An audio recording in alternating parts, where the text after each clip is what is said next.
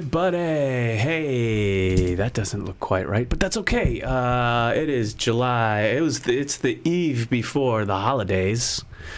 And this is Coffee with Curmudgeons. I'm Doc Normal, and I'm here with Old Glory. Hi!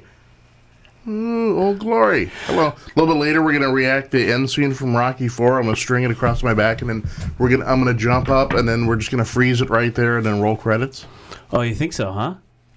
Not really, but it sounds cool. You know.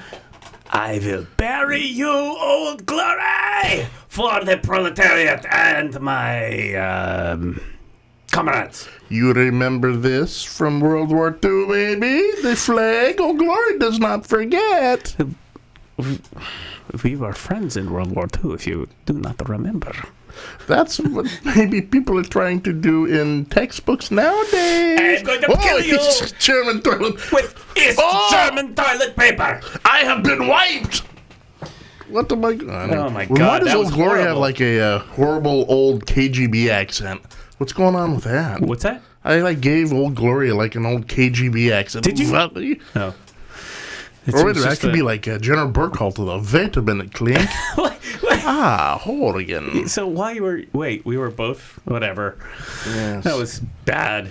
Yes. Oh, that was so. It looked so good on paper. I'm on the slowly script, unraveling the writing thing. And I have no idea. Jason Allen. Hi, how you doing? I'm just sitting there unraveling a flag, having no idea how I'm going to get it back together. I could show you. That's right. We could break out your Boy Scout skills. You know, if I would plan things better, Yeah. doing this podcast thing, I could have broke out like Boy Scout, Eagle Scout type items because that's all patriotic. I realized, but I didn't have time to do it. Yeah. I have like because you collect mugs in the Boy Scouts. Do you? Yeah. Oh, okay. I mean, you collect everything. It's like, look, this is some dirt from Encampment 72. Right. You know? This is a piece of driftwood from bivouac. Yeah. No. It's like, we'll inscribe it and put it up. You know, it's like, Yeah. well, look at this piece of twine where I tied a bowline. My first bowline. Save it. You know. Right. Ooh. Yeah. Boy Scouts pretty much collect everything, and but coffee. You get coffee, hot chocolate mugs. Ooh. Or Yeah. whatever. Yeah. And I know I have one from the bicentennial. Wow. From encampment, and they give you a mug, and they give you shirts, because that was kind of a big deal. You're Boy Scouts, and the bicentennial was 200 back when 200 years, the country, you know, Back when it meant something. right? Yeah. Jimmy Carter, I think, was president. 76. Yeah. Good call. Yeah. And so we had a camping experience and lots of tchotchkes and this mug. And I thought to myself, this would be the perfect mug for July 3rd, going into July 4th, the nation's holiday. Sure. But no, I'd have to dig through and find it because everything's tightly wrapped up in boxes. Right. I mean, you don't know what I had to go through just to find that NBC mug from Oh, Burbank. I bet. So anyway, so I go. We do this thing. It was an encampment. It was called an encampment. Encampment 76. Encampment. Okay. Right. I was like a young. I don't even think I was a tenderfoot. I was a tenderloin. Oh, You were just a tenderloin in your father's eye. this is not a good joke in relation to the Boy Scouts No. or the Catholic Church. Yeah, well, man. we got a list before We're the show starting out started. really. We got Yeah. a list before the show started telling us words we should not use. And I believe number 17 on the list was tenderloin. Yeah. Yeah. Yeah. So, yes, I was a tender scout, Yes. and we went there and had our weekend, 3-day weekend encampment to celebrate the 200 year of the United States of America. Bam. America, and get mugs and stuff. And it was over at Delta Park. Oh, wow. Okay. Yeah, they needed. I mean, it was it was kind of a northwesty thing. So I think people came down from Battleground, Washington, and up from Salem, Oregon, and I don't know. You know. So it was quite the jamboree going on. Yes, exactly. That's what the Boy Scouts call things. They call them jamborees. And so it was a jamboree, like a local jamboree to celebrate the 200th birthday of our country.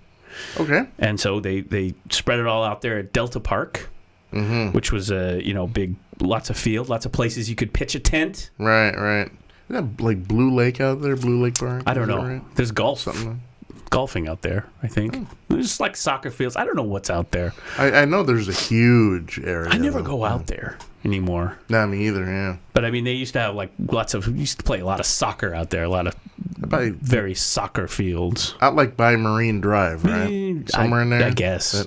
Yeah. But anyway, so we did the encampment. Yeah. In 1976 over the weekend for the birthday of the country.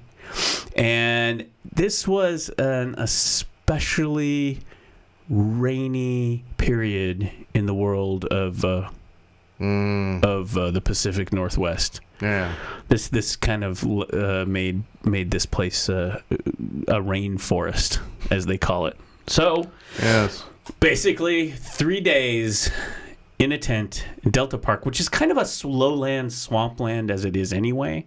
Yeah, a lot of wetlands. Well, out remember, there, this wasn't this formerly Vanport, the city of Vanport. Oh, wow! You know what? Like Delta Park was, or at least part of Vanport. I believe so. The city that was, this was a city. They got wiped off the map. Well, they were talking about this. In fact, there's documentaries and things coming up, especially. Well, there's a lot of history in Portland, but this was a city built in this area mainly for ship workers to build ships down at the Kaiser shipyards down there, wasn't it? For the war effort during World War II in the 40s. Right. And so lots of people lived there, and then they went over or worked over, well, I guess what they call Swan Island now, but I think it was the Kaiser shipyards back then, because Kaiser was that guy's name. We will build ships to go up against the Kaiser, says Kaiser. I don't know. He must have been a little conflicted. Yeah.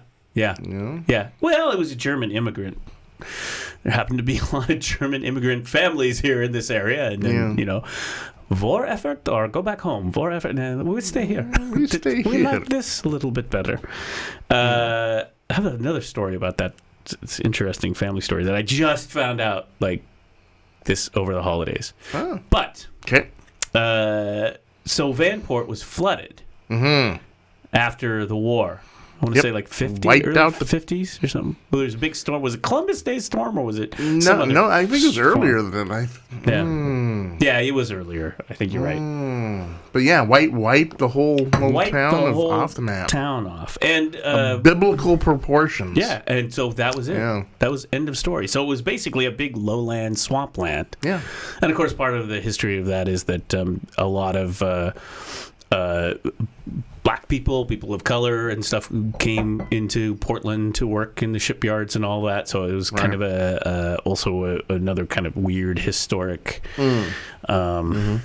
event that kind of changed the complexion, as you would say, of Portland, because of you wiped out a bunch of people, working class families, and not necessarily non-white working class families. So there's a lot. There's some documentaries and things out there. We should find them and talk about them, because there are people who are working on. I think there's a Vanport project now. Yeah, it's kind of like this history that people don't remember. And it's a good history. Totally agree. I mean, if you went downtown, let's say you go to Pioneer Square, right? Yeah.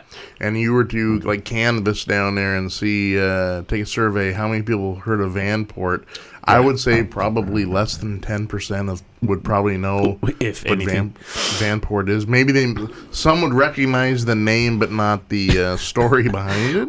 Ask them about George Washington. Oh, I heard of that guy. Yeah. George Washington. Yeah. Anyway, so we're camping down there in those lowlands, kind of Delta Park. And it's monsoon season. It is a delta down there. Yeah. It was monsoon, so it's probably July, June, July. No, I'm being quite honest. Yeah. The Boy Scouts being who they are, we just dig in and float away and drown. I don't know. Well, So you're building. I mean, you guys are industrious, so you're not like going down like that. You're building your own ship right there. Every damned jamboree that I ever attended with the Boy Scouts, there was a monsoon. So this was there. It rained, just constant rain. It was miserable, and so here we are, Boy Scouts. Tenderloin Boy Scouts, running around in the rain with our crappy backpacks, wet spaghetti. Wet food. The food gets rained on. I mean, you got tarps everywhere, and then the tarps. Run your parkas or whatever. Parkas. The parkas. The absolutely, hoods on. Everything's wet. You're making breakfast. You're making toast. The toast is soggy. Every day. Like, this is what you're doing. This is fun. You're out there having fun. Yeah. Are we having fun? Let's sing some songs, kids. Here's one from the Boy Scout manual. Right. Soggy toast. That's going to be one hard thing to get over, right? Yeah. Like, Scoutmaster, can I have another piece of that you're having soggy toast?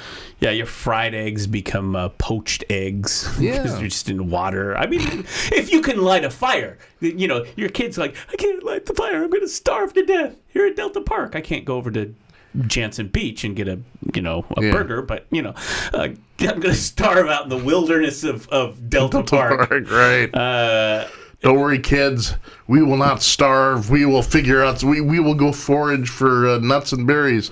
Excuse me, Scoutmaster. There's a 7-Eleven on the corner over there. I don't see any 7-Elevens. Exactly We're in the wilderness. They'll let you die. Right. I'm serious. That was in the Boy Scout manual. Yeah. If you can't survive, we'll let you die. Look, it's a bear. Well, that bear looks an awful lot like a pinto. Yes. Okay. So, just like complete wet, sog, miserable, and that's how we celebrated. You're not painting a really great picture. I mean, I don't think the Boy Scouts are going to use that for their recruitment drives. And then there was here's a nice mug and a patch for pneumonia you're going to be in the hospital for and suffering for the next week. Right. Look, I got my pneumonia patch. Yeah. What was worse than actually being out in the rain and a mess, and especially when you're a young scout, because you don't know a lot, right? So you need a lot of help. The idea is, if you're a tenderloin, you're at the bottom of the learning curve at this point. Yeah, you don't know a lot of the scouting ways. You're not out there going, oh, well, if we have to survive, we gnaw off the youngest's arm. And it's called the Donner chapter in the Boy Scout field. Boys, gather around, boys. It's called survival of the fittest. Yes, exactly. We need firewood. No, I'm not going to go there. That's horrible. Throw another tenderloin. No. Oh, it's we're trying to be nice on this. Okay. All right. Even though, boy, you realize how hard this is for Jason and I to do this. Please, you realize. I mean, we really could.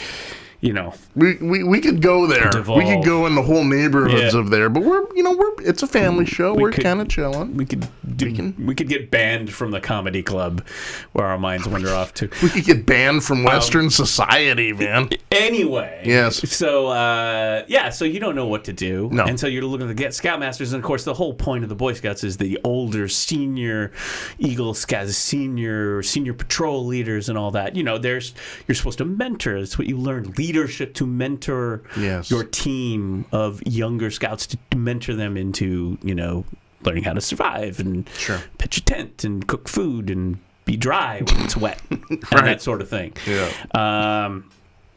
And so that doesn't happen. No. It's like, F those guys, man, because the older scouts are off in there. I mean, it's like a scene out of MASH. It's like BJ Honeycutt and Hawkeye, and you go to the senior patrol's tent, and he's got like a still with martinis and a record player going and a couple tenderloin servants. Can you put another olive in this teeny for me here?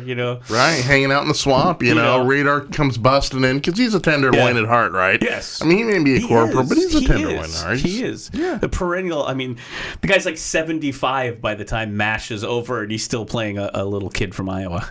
Right. A Tumwa. Radar O'Reilly. Right, Radar O'Reilly. Radar. Gary Gary Burge. Burghoff. Burghoff, yeah. Yes. Yeah. You're right. He had the quintessential baby It was face, like right? 75 when that show went off the air. It was like Right. He was like coming in with a walker. The whole cast was, barely my say. Well, I think by the end, That B.J. show ran Honeycutt was so on I think he was on life support by then. Yeah. B.J. Honeycutt, yeah. I know Potter was. Holy cow, Potter! They had sent him over to the assisted living part in the MASH unit. I love me some Harry Potter. Harry Potter. Ooh, I wonder how we could mash Harry up. Potter. What's his name? Harry. It's Sherman Potter. No, but that's his character's name was Colonel Potter. Harry Morgan. Harry Morgan. I was trying to say Harry Morgan. But Harry Potter. The actor. Yeah. Right? Yeah. And instead, I said Harry, and then he plays Colonel Potter, and it comes out Harry Potter. Harry Potter. Which is exactly, interestingly enough, how J.K. Rowling came up with that character name. She was watching all this MASH one day. She was, maybe like a couple sherries and a little, and all of a sudden, Harry Potter. She's watching like the 105th rerun of MASH. Blimey! That Hawkeye, he is a wizard. Yes. Next thing you know. Boom. Yeah. Is that true? Is there What? Hawkeye's from... Okay, I know this. Crabapple Cove. But the character... Yes. His nickname, Hawkeye... Yes. That's Neanderthal... Let me just speak today. That's Nathaniel Hawthorne. Right? Last of the Mohicans. James Fenimore Cooper. I get those... See, I get my Hawthorne and my Cooper... They're all mixed up. Yeah. And don't even start with the Samuel Clemens. Oh, yeah. We throw Twain in the mix, and it's bound to get muddy real quick. I partied a lot in college when I was studying American Lit, so it's kind of... Fenimore Cooper, thank you. James Look, it's Fenimore the brain. Cooper. Ladies and gentlemen, Jason Allen, brain. If I'm the brain, we're in trouble, folks. We are in deep trouble. Yeah. Anyway. Yeah. So I just realized I didn't copy that out, but I should. So anyway, so you're sopping wet and all this, and cut to later. Okay. I am now I'm not a Tenderloin Scout anymore. No. I am now it's an Eagle Scout. I'm a Hawkeye Scout. Ooh. I'm like I could track for weeks. You're like full on MacGyver then. I am. Yes, you bet. I can tie. They got hundreds of knots. You got to tie. You got all this stuff. You got all this, just like a general. You got all this fruit salad on your uniform. Yeah. Yeah. Merit badge. Sure. People are looking at your merit badges, going, "What? You have so many merit badges." People are like, "What's that one for?" And you're looking at it, going, "What the hell was that merit badge?" Right. It's like a guy holding a stick, squatting. What the hell was that merit badge, right?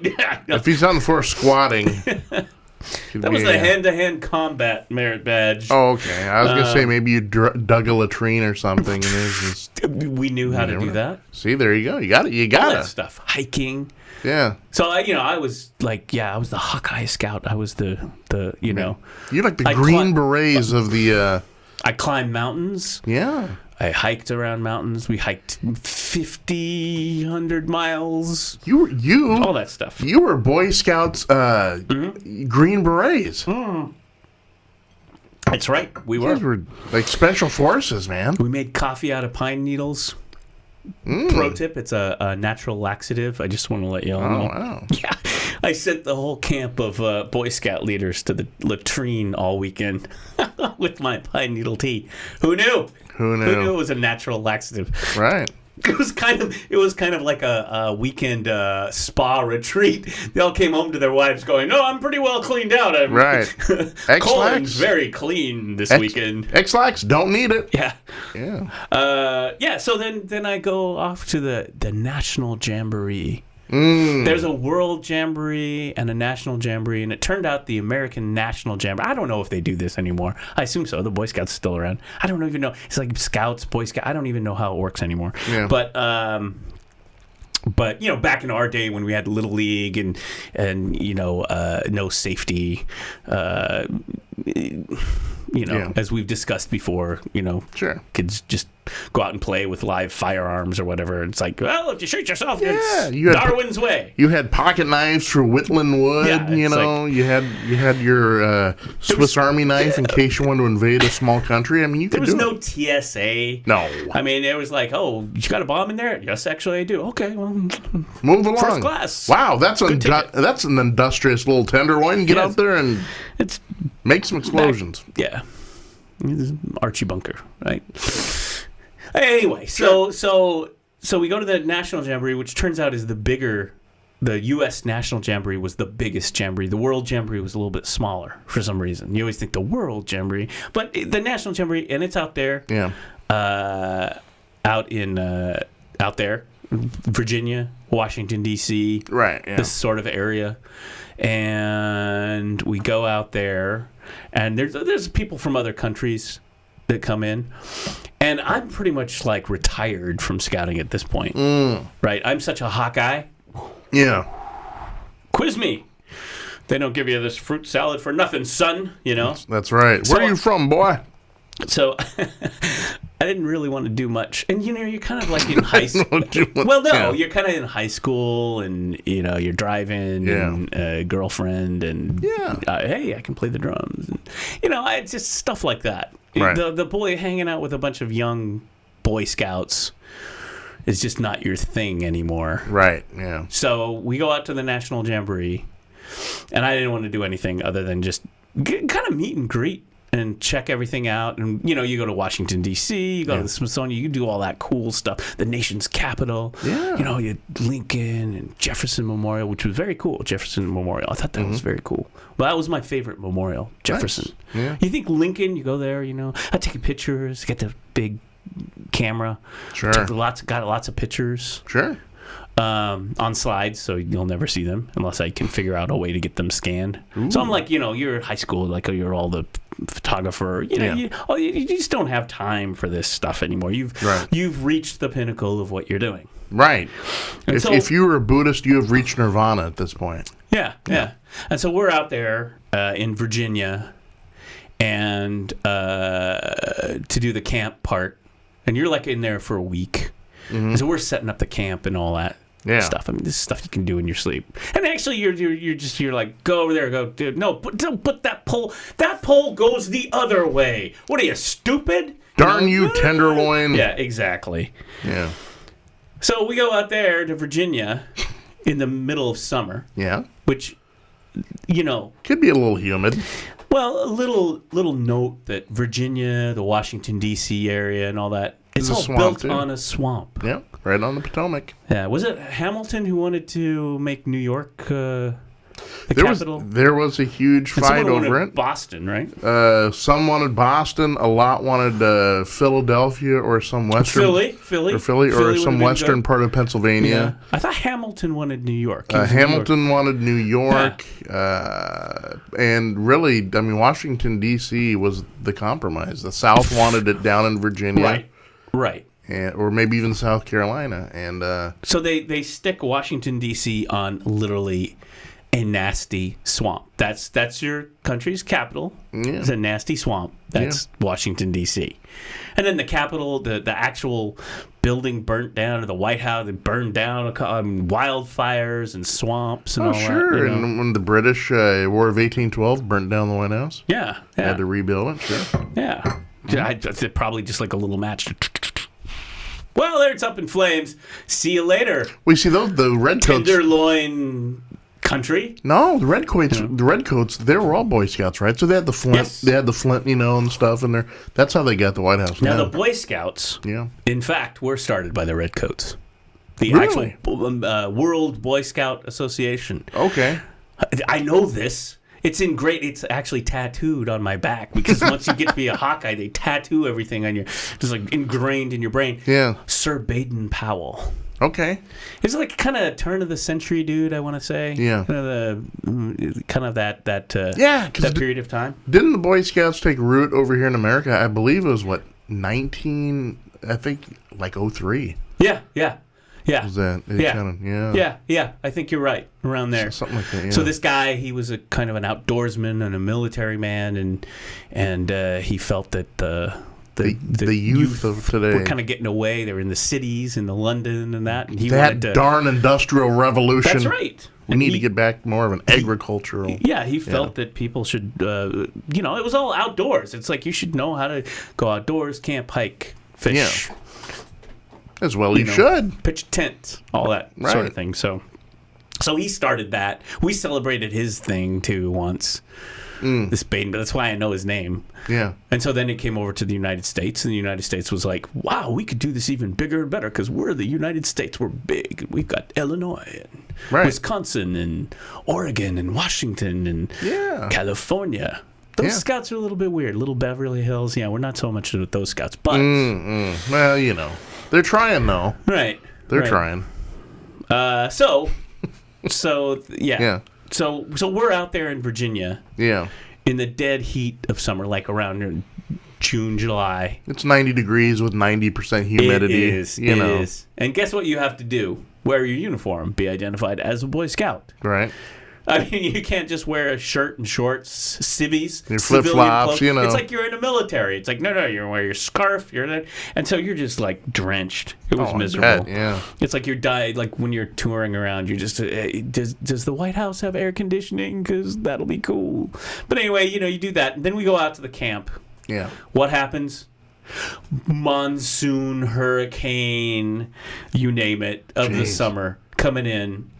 So we pitch all our tents. We get our camp going and everything. Right. Hawkeye here. Yes. Doc Normal Hawkeye is sitting in his tent with BJ Honeycutt with our martinis and our guys are in the swamp. Tenderloin, all of a sudden, whoosh, scout leaders are, hey, can you guys come out here and lead a little bit? Because our camp is flying away. Remember Dorothy in The Wizard of Oz? That's what our camp is 7 tenderloins just went down the river. No, really. They literally went down the river. Yep. Yeah. And so I get out of the tent and I'm like, okay, what's going on? I mean, because that's what you adopt that kind of, again, you've got, they don't give this to just everyone, This is not a crisis. You come back and get me when we're getting near the apocalypse. Help me, Eagle Scout. Okay. What are we trying to do here? Okay, everybody.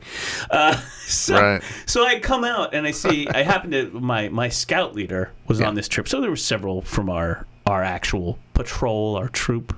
Yeah. Here that went. Right? Excellent, yes. Yes. Got to represent. Different, yeah. I mean, but it was an amalgamation of all it's like this super troop of everyone who goes from, like, the Northwest. Right. Oh, right? The whole Columbia Valley. This is the all-star team. Yeah. Well, I mean, you pay the money. Anybody can get in and go. Well, I don't want to hear that. It's the all-star team. You were voted in by, a select committee of your peers. They pay the money. Oh, okay. So anyway, I walk out of the tent. It's like, okay, what is going on here? We have a little storm blowing in. Your best David Niven voice, What does, I need my... Ronald Coleman. Bring me my ascot, my Baden-Powell ascot, and my uniform. Okay, thank you. What are we doing? And I look over, and each camp has you have what is that, like the gate thing that's kind of, here we are in the camp, and it's like big like timbers that you put up, and you put a sign up. You are now in the Pacific Northwest Council. Welcome, friend. Right. And this is how you go through. I would go around. I would go around and meet people and trade patches. And there were people from other countries. It was really cool. It would be like I'd walk to a gate and there would be like the Star of David, and it would be like, oh, this is the Israeli scouts. Brilliant, wonderful. Let's go here and meet some scouts from Israel. Hello, how are you? How are you? Do you have a patch from Israel that I may trade you for a patch from the United States, the Pacific Council, shall we? Right. That kind of thing. It's like a United Nations. It's fantastic. Ooh. And then you meet you give the Israelis an American patch. They give you like one of their Mossad patches, and everything is cool. Mossad, come on. Well, the the special forces. You get this point. Somewhere I have actually all these things like patches. Yeah. Then you like walk up and here's the thing. It's like the Boy Scouts of Arkansas. It's like, I don't think we'll be visiting them.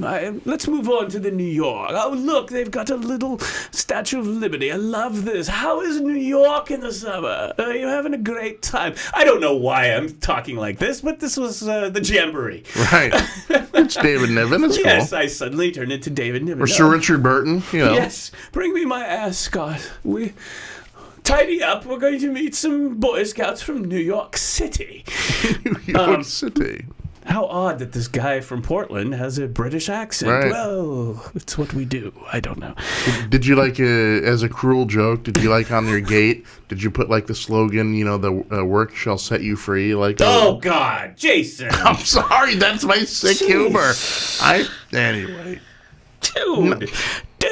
If you were folks, if you were right now the most politically 0.00001% that dude. actually got my reference, I apologize. No, that was horrible. That was horrible. Considering the fact that I've actually been there to that place. Yeah, I'm just That you throwing. reference. This is like, man, that's horrible. Sorry. Dude, I can't do anything here. But anyway, we'll just move on. We step right over that one. Yeah. So we have these gates that have nice things like salmon fishing in Pacific Northwest. And so I get out of my tent. This monsoon's coming. And Cigarette I'm looking over. holder.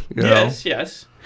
And sure enough, I look over, and here's my scoutmaster. Yeah. And a couple other kids and stuff holding the gate because we're talking like kind of like logs. I mean, this is a structure. They're like holding it from blowing over and falling over and taking out the entire camp. Yeah.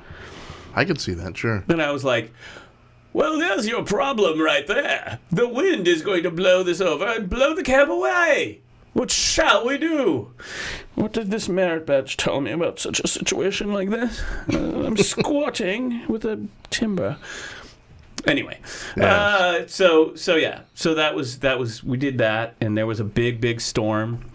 And I tried to take some pictures, like literally the film. It was so bad. I mean, it made the Delta Park storm look like. Like nothing. Yeah. Because, I mean, that's Eastern Seaboard. That's Virginia. Right. It's still like 99 degrees. Yeah. And it's raining. Oh, and it's thunder and lightning, too. Lightning striking the field. So here's the thing. You're not so worried about the camp blowing away.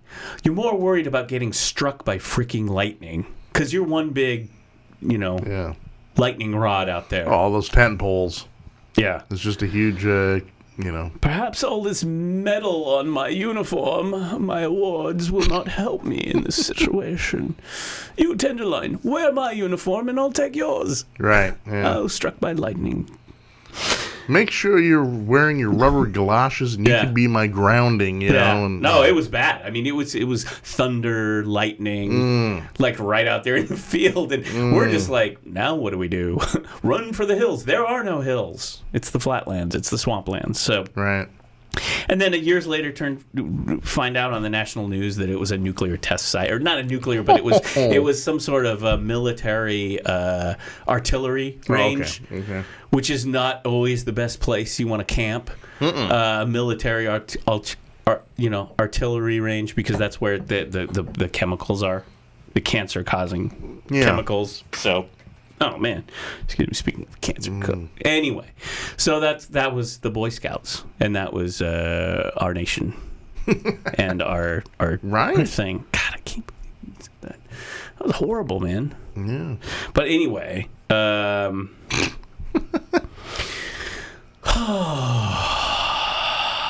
you're special forces now, man. Yeah. That's what you do. It was a fun trip. Cool. But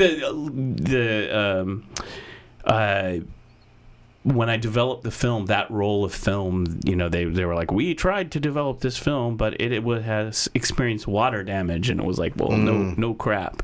But it was kind of cool because I had a couple pictures of, and one of them is of the Scoutmaster holding the thing. So it's like, oh, look at that! You're trying to Tenderloin, give me my camera. I must take a picture of it, And my scoutmaster was like, do you mind not taking a picture and helping out here? It's like, oh, yes, right. Help out.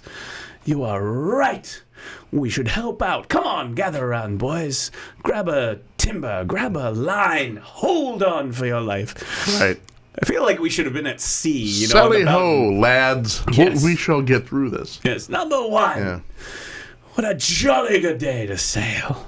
Yep. Why does this happen? I got some hidden history for you real quick, if you want some hidden history. Did you know, folks? Not widely believed. This is top secret stuff you're about ready to hear. Did you know that in 1876, when Custer came upon the Indians in Little Bighorn, right?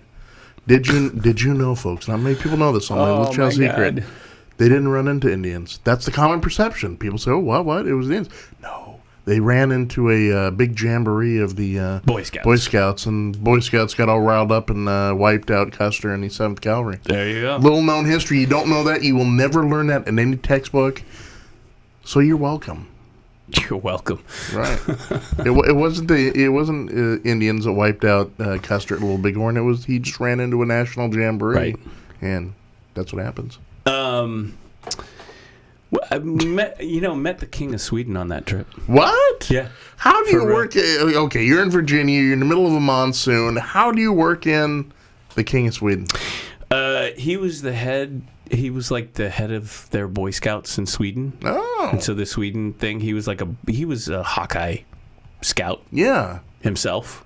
So you guys both had David Niven accents. Yes. How are you? How are you, old man? Nice to see you again. Pictures of him. No, we had. Yeah. Okay, here's. This is a true story. Okay. We came from the Pacific Northwest, where all the Columbia Valley, up in Washington, down here in Portland Valley, people, and there was some weird thing happened over at that fish hatchery, right? We got the fish. Can I speak today? Fish hatchery. Something weird. Well, they got the fish hatchery over there next to the Bonneville Dam. Yes.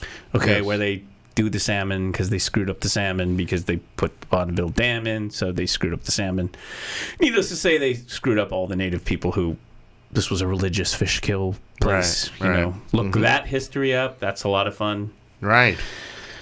Yeah, that wasn't a jamboree. No. So we got that fish hatchery out there that's been out there since they built that thing many years ago. The Celilo Falls, wasn't it? I think that's what it was called. Wasn't that Celilo Falls? No. I think so. OE. Yeah. I think that's what the Bonneville Dam destroyed, I believe. I believe so. Yeah, and there's pictures. If you look at the pictures before the dam, you see, the tribes people. Yes. They're on platforms, and then the falls, and of course the salmon like the falls. Salmon jump and spawn and do things, and so they're out there catching fish, and it's all part of their whole culture. Sure. We put in a hydroelectro dam, and screw your culture. Bye. We're done.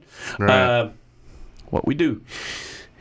Because America, it's what we do. Yeah. So something went on at the hatchery, and I have no idea what the deal was, but they had to kill a bunch of salmon or something.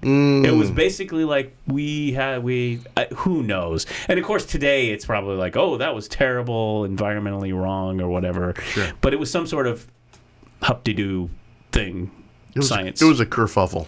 Yeah. So they ended up going to have a lot of dead salmon on their hands, but apparently they were okay salmon, but they were dead salmon.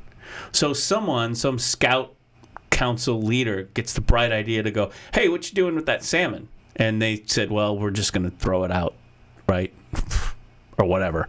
And so they got hundreds and hundreds of pounds of premium dead salmon on ice. Oh, I'm thinking fish fry at this point. And they shipped it out to the jamboree. So one night there was the National Jamboree Salmon Fish Fry as put on by the Pacific Northwest Scouts. Bam. Yeah. And it was a lot. I mean, this was... wasn't a lot of veganism there back in my day in the Boy Scouts, but that's pretty heads up. That's pretty heads up by the scout guy that thinking that up. It was really weird. Yeah, and it was like tons, like that's a lot. It got shipped out there. On ice, and then they grill. And if you're gonna do salmon, thank you, Bonneville Dam. If you're gonna do salmon, do it right. Do it right. Grill it. Yeah. No teriyaki sauce, by the way. That's no. Yeah, no. You grill. I'm a purist when it comes to my salmon. Yeah, right. Yeah. So they did that open grill, and maybe a little lemon. Yep, a little lemon, you betcha. Little salt pepper action going on. You bet. That's right. Maybe a few herbs de Provence or whatever that is. But they did that, and it was very lovely. It was a very nice evening. I mean, I think I wore a special... I think I'll wear my special dinner attire ascot for this. It's wonderful. What wine are we serving? Pinot Noir, of course. And so we did that. Yeah. And then they said, hey, King of Sweden, you're in town. You should come by and have some salmon. And he shows up. They like, Sweden. They like their lox and up there. Sure. They got a lot of that salmon sort of stuff. Yeah. He was like, salmon, hoop-de-doo, I like a salmon. That deserves salmon. Meat and Morton, fruit and Fortin. He's the sweetest chef, for God's sakes. I think I would love to be a translator. We're offending so many people, but we've even offended the Swedish today. I don't even care about it. I'm okay with offending the white people. Meat and fruit and Fortin, meat and Morton. White, yeah. Mort. Yeah, mort, salmon, lemon, and fucking Bergen, and the Boy Scout, and the Pacific and Northwest, and the lemon, and seasoning, and so that's what he did. He came over. Yeah. Borked. And there he was. There you go. So I took some pictures. Yeah, I took some pictures of him. That's pretty cool. So I have proof somewhere. Yeah, where else are you gonna? Where else are you gonna hang out with a monarch, right? Morton. He just said he would like some tartar sauce with that. Can someone please? Morton. The deal. The salmon. You guys are missing at that point is Beaker, Yes, Beaker, one of my favorite characters. One of my favorite characters. Dr. Bunsen Honeydew. Put that there in the lemon. Right. Oh, someday we'll get that job doing the voiceovers or something. Ooh, that would be good. But anyway, yeah. So there was the King of Sweden. Nice. Oh, lovely, King of Sweden. I love your Swedish. King? I love your Volvos, really. Give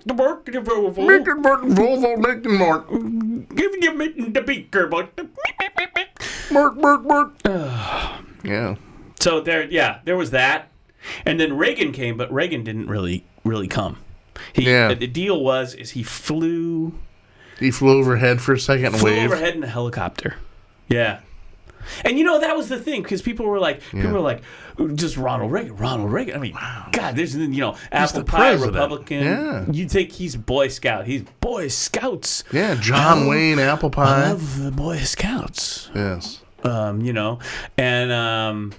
But yeah, he flew over in a helicopter. Right. I think it was security. I can't remember when was that guy shot.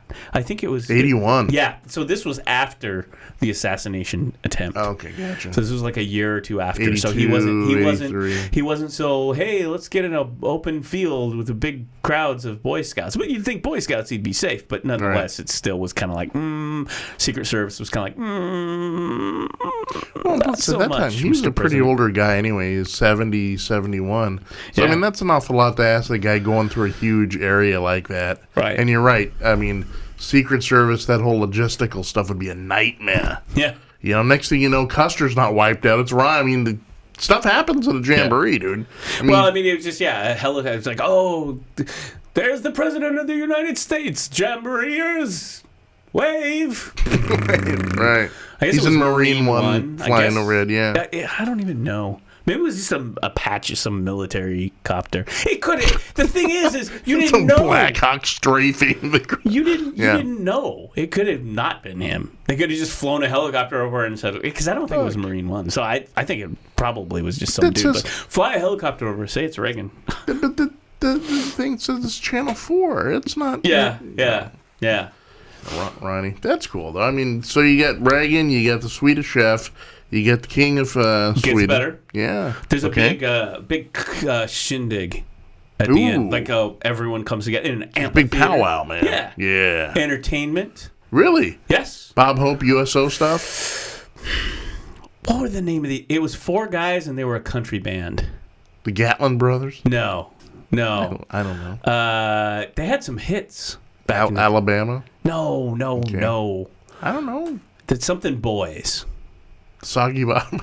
No. I don't even remember. Blind Boys from Alabama?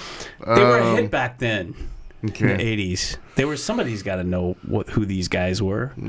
It was like Bill, Bob, and they all kind of sang. They didn't necessarily... They were all kind of like the Temptations of Nashville. Oh, geez. I can't even remember their name. I guess. They had hits. Not Achy Breaky Heart, but they had other hits. That was Billy Ray Cyrus. Right. Oh, I'm thinking here. I think I know what you're talking about. I mean, I want to type in Google 4 guys who sang country. Yeah. And they all kind of came up, and one guy had a beard. It was kind of hokey. It wasn't the guys that did Elvira, was it? Yes. Oak Ridge Boys. Oak Ridge Boys. Thank you. Elvira, giddy up. It was Papa Mau Mau, giddy up. That was it. It was the Elvira guys. Yeah. Who were they? The Oak Ridge Boys. My heart's on fire for Elvira. They were the headliner. Giddy up, Papa, Mau Mau. Anyway. That was it. Elvira. Oak Ridge Boys. That's there you right. go. Elvira. Yeah. Those guys. Yep.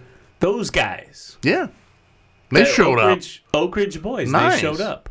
And they played Elvira and other minor hits. Of course, I was like, I'd much prefer Huey Lewis in the news myself, but this is fine. That's right. Do you have another olive, please? Can anyone call up Pat Benatar at this late moment and try to... Hey, a big fan of Ms. Pat Benatar. Right, Ms. Benatar. Oh, yeah. Yeah, put another notch in my lipstick case. Gonna make sure to put you in your place. Hit me with your best shot. Hell is for children. Oh, jeez. Yeah. My clone sleeps alone. Woo. That is some awesome stuff. So, yeah. I know. Yeah. Anyway. Or it could have been a young Madonna. Wouldn't that have been awesome? Like, it's just a bunch of Boy Scouts, and she's wearing the Like a Virgin outfit. Like a virgin. And everyone's like, Boy George Little Culture Club. I mean, this was the 80s, you know? That'd be like, do you really want to hurt me? You know? And so, right. You know. But no, it had How to be. does one festive jamboree if you get all those people there? Yeah. But we had the Oak Ridge Boys. Because it's Americana. Well, yeah. Is country music like the default Americana music? Because we should talk because tomorrow is July 4th. Yeah. And you end up hearing it's kind of like the patriotic songs. Like the patriotic songs don't come out of like New York, Madonna. I mean, it's like a virgin. No, I mean this was a song about the early days of our colonies, like a virgin. Right, but also when you think of though, you're right. You think of country music as the patriotic music theme because I mean, think about it. When you think of patriotic, Greenwood, I'm proud to be an American. Where at least I know I'm free. That's right, because the whole aesthetic, country, Nashville, guns, gals, flags, right? Apple pie, mom, Chevrolet, beer, yes, beer. You got the grill. You're grilling stuff. You're blowing stuff up. Yeah, you're cooking and blowing things up. Right. I had this one thing one time a couple of years ago. I said, I said, you know what?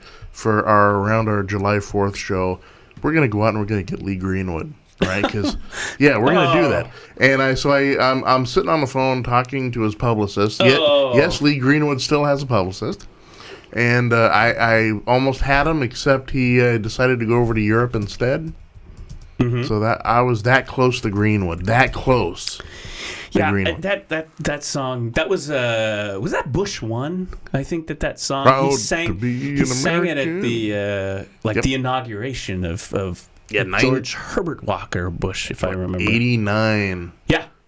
After Reagan, if I recall. And he came out there. And he...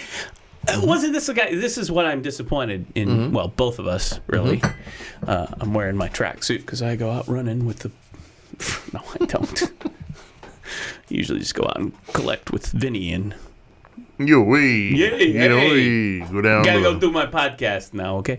But I'm disappointed because really we should be wearing those shirts with the with the stars and the stripes. Because then Greenwood come out like at that inauguration and he's wearing the stars and the stripes. The shirt. Yeah. Maybe the bolo tie with the... At least a red, white, and blue theme, right? Yeah. Yeah, I just wasn't... Well, I got blue, but I just haven't, And I'm wearing the traditional black. Together, we're black and blue. Oh, God. Don't get me started with those guys.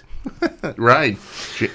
Jamie St. James. Oh, yeah. Oh, yeah. Or the hit Broadway tap musical. Both I've been involved with in some weird way. The Oak Ridge Boys. Oh, there's the guy with the really long beard. Bonsall, Allen, Golden Star. They're still around. Let's get a picture of them. No, wait a minute. Years active, 1947 to present. No. Someone defaced this page. 1947. Wait, no, the Oak Ridge Quartet, Knoxville, Tennessee, 1947. Wow. The band began recording in 1947. So they're like Menudo. They just Grand shifted Ole Opry in the 1940s, 62 to 73. Wow. Ron Payne. Man, these guys, I had no idea. No wonder the guy's got a long beard. I should have looked up Wikipedia back in those days. Look up the Oak Ridge Boys on my smartphone. Right. Oh, except we didn't have any of that. Yes. Wow. So 2000 to present, I'm sure they're still around. Oh, I'm sure. After nearly a decade of dealing with problems such as labels that had little interest in promoting the Oak Ridge Boys, how can you Yeah.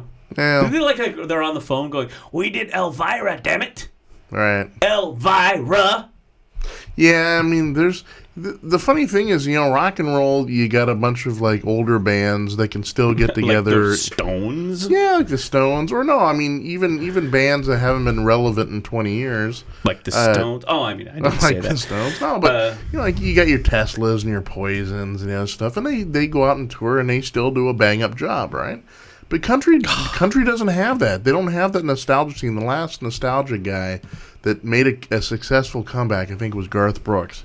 Oh, wow. Other than that, there is no, Alabama doesn't do a huge job anymore. My favorite Garth Brooks was when, didn't he, kind of go off the deep end a little bit and thought he was like the Nashville Trent Reznor? Kind of, yeah. I was like, oh, yeah, Garth. Yeah. I don't know. I look at this. Look at this right here. Oh, I should take that off. Oh, there's your Lee Greenwood. He's wearing wearing the jacket with the stars and stripes and right. the eagle. Look at that. The eagle. This is what I'm talking about right there. Yeah. Doesn't get any more. Doesn't get any more American right there. Yeah. Than that. That's what I expected you to be wearing today, Jason. Well, I'm sorry, I dropped the ball on that one. Yeah, you did. All we need now in that picture is the NASCAR thing, and then. Well, there's the bald eagle.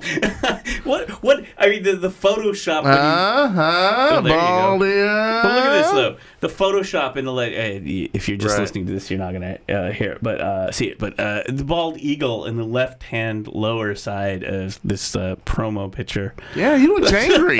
Look at him. Well, I'd be angry too if you were.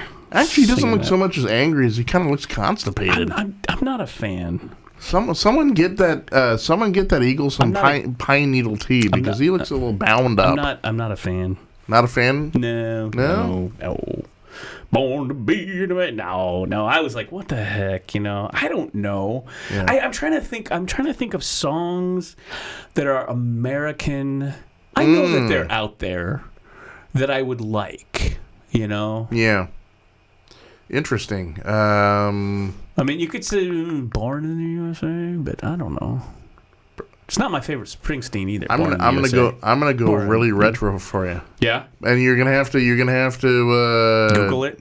Well, no, you won't. You'll recognize it. And a lot of people, it was folk. It was folk. It was country. They didn't know. Yeah. Of course, I'm talking, folks. I'm talking about Woody Guthrie's "This Land Is Your Land. Well, okay. This land is my land."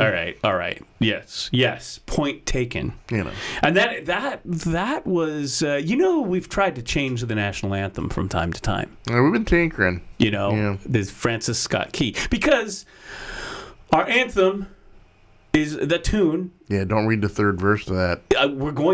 We are going to do an exclusive national anthem. Gotcha. That's, you bet. Well, we should know about our anthem. Yes. But the tune... The seedy underbelly of the national anthem. Not many people know this, folks. But the tune is a British drinking song. Oh, say, can you sing? Da, da, da, right? Right. Comes from some sort of tune. And the reason they did that was, my understanding, it was recognizable. Right? They publish, I have one, like a really ancient old book published of British, like, drinking songs and songs that people sang. Of course you do, yeah. No, I have this book. I found it in some place. Like, someone brought it over on a sail ship. Wow. Somehow it got here. It's crazy. It's like, it's old, it's ancient. You're like, when was this thing published? 1647. Yeah, something crazy like that. And it's all these songs that you would sing. It's a song book. Wow, yeah. And so that's what you did. You had like a book of songs that you'd sing, and then you'd sing them to a popular a tune. Because you don't remember tunes. I.e., My Country 'Tis of Thee, God Save the King. There you go. Yeah. There you go. Yeah. Exactly. So they would pick like a tune that you knew. It's like, oh, I love that one when I'm in the bar, and now we'll just rockets, red glare, the bombs bursting in air. It gave proof through the night that flag. That flag was still there. Very militaristic thing. Yeah. I've always said it. Oh, Canada. Canada's. Oh, Canada. Very beautiful song. With beer and back bacon. Yeah, exactly. Where your toque. And like the German national anthem. Oh. It was written by Deutschland. No, we don't want that one. Über alles. But it's it's that same theme. It's like written by Mendelssohn. Or something like that, right? Great composer. Ours is, we don't know who wrote that tune. Some drunk in a British bar. There is a Presbyterian hymn that has the melody is Deutschland über alles. And I remember being a young man sitting in church. No kidding. Yeah. Because that was at one point...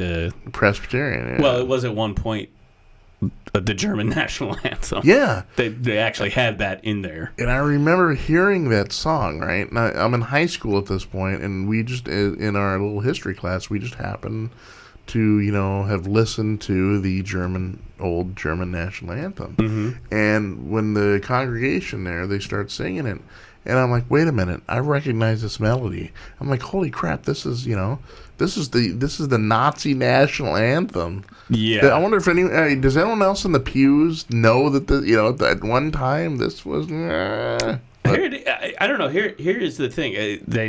I was looking it up. John Stafford Smith, British composer and church organist and early musicologist.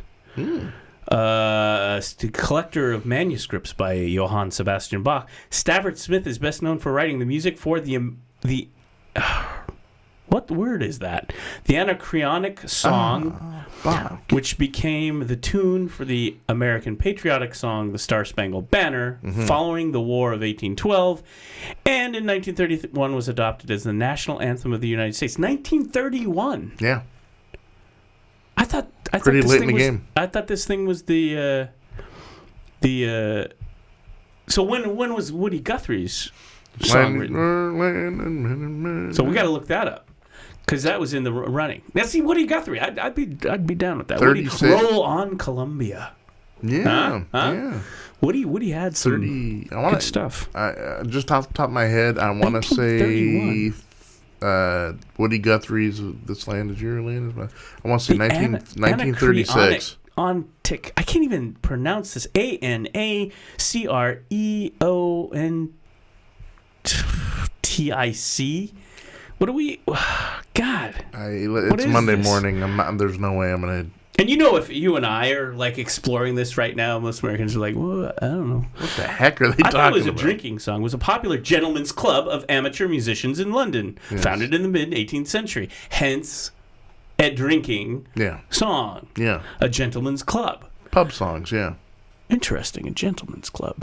Has a different connotation today. I just imagine these guys sitting around going, what are you working on? I don't know. Totally fitting nowadays. I mean, think about it. The Star Spangled Banner starts out with, oh, say, can you see? And you're in a gentleman's club. Yeah, I can see it perfectly. Some high heels. And so it's like, I'm working on a song. She ain't wearing much more than the flag, man. Oh, my word. Yeah. A gentleman's club. Gentleman's club founded in mid-18th century.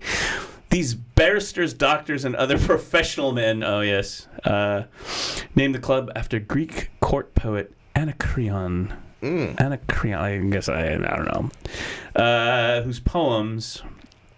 anyway, so he wrote this song as the... the first 4 words to which are to Anacreon in heaven were written by Ralph Tomlinson for the Society. It soon became a popular drinking song on both sides of the Atlantic. Mm-hmm. This song, because it came from, he wrote it for a gentleman's club. Oh, say, can you see? That was Francis Scott Key, though.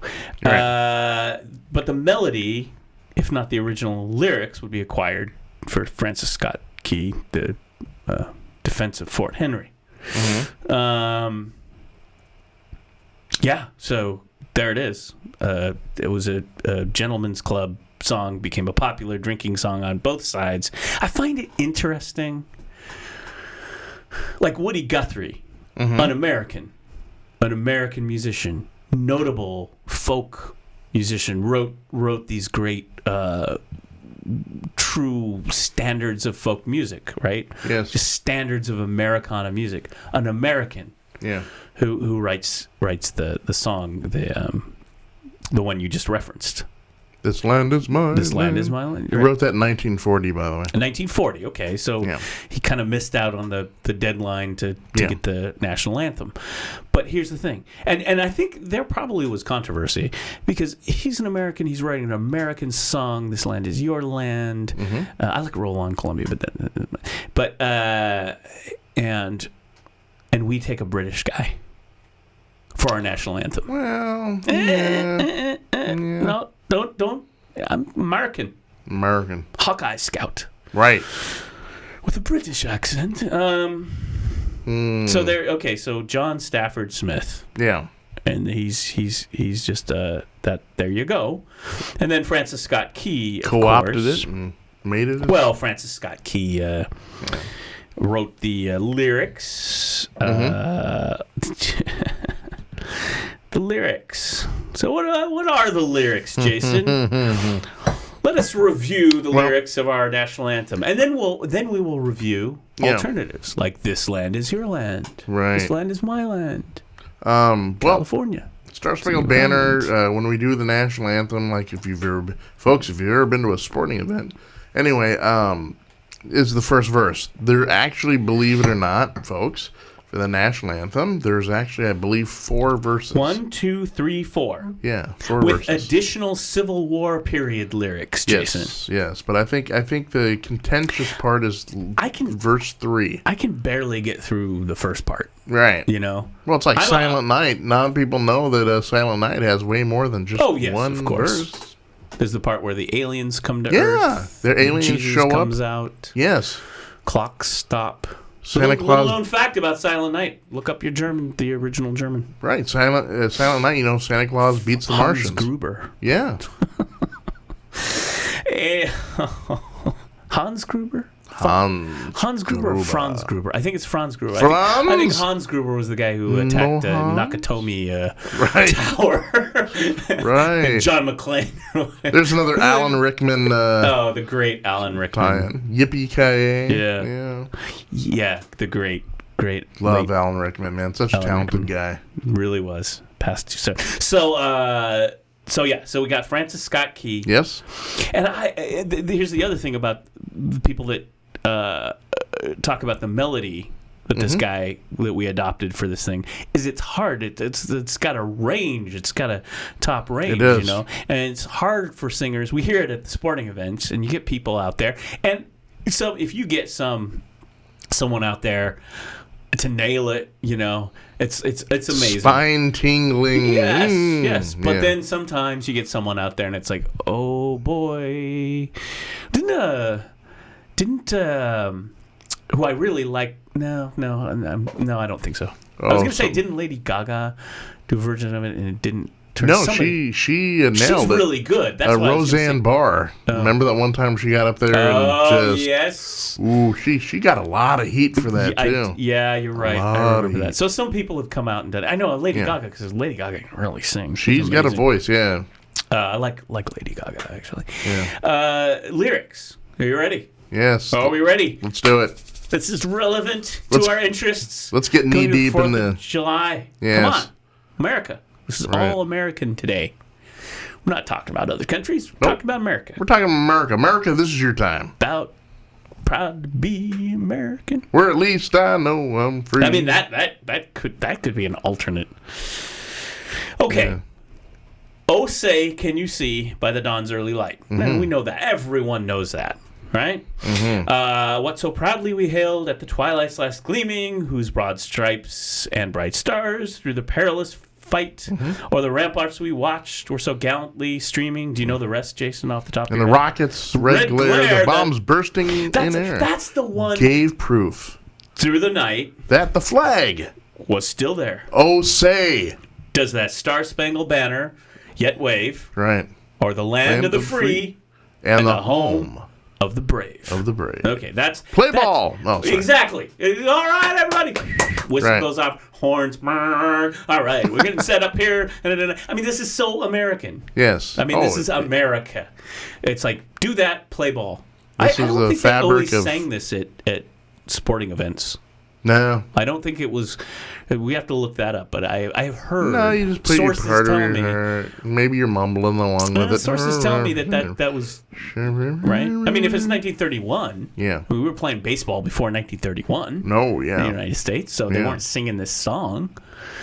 So there's a history there, probably wartime. Well, that's when we incorporated. That song, though, had been around in the 1800s. Yeah. So, I mean, people knew it. But I don't think they sang it at sporting events.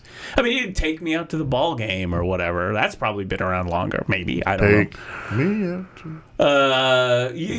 This is all part of that whole recent history, second decade of the 21st century. Remember where all of a sudden every school had to do the Pledge of Allegiance? When I was growing up, man. When we were growing up, back in our Stand by your desk days, and when we were in the Boy Scouts, when we were playing the Little League, getting bats thrown at us and yelled at us and all that stuff.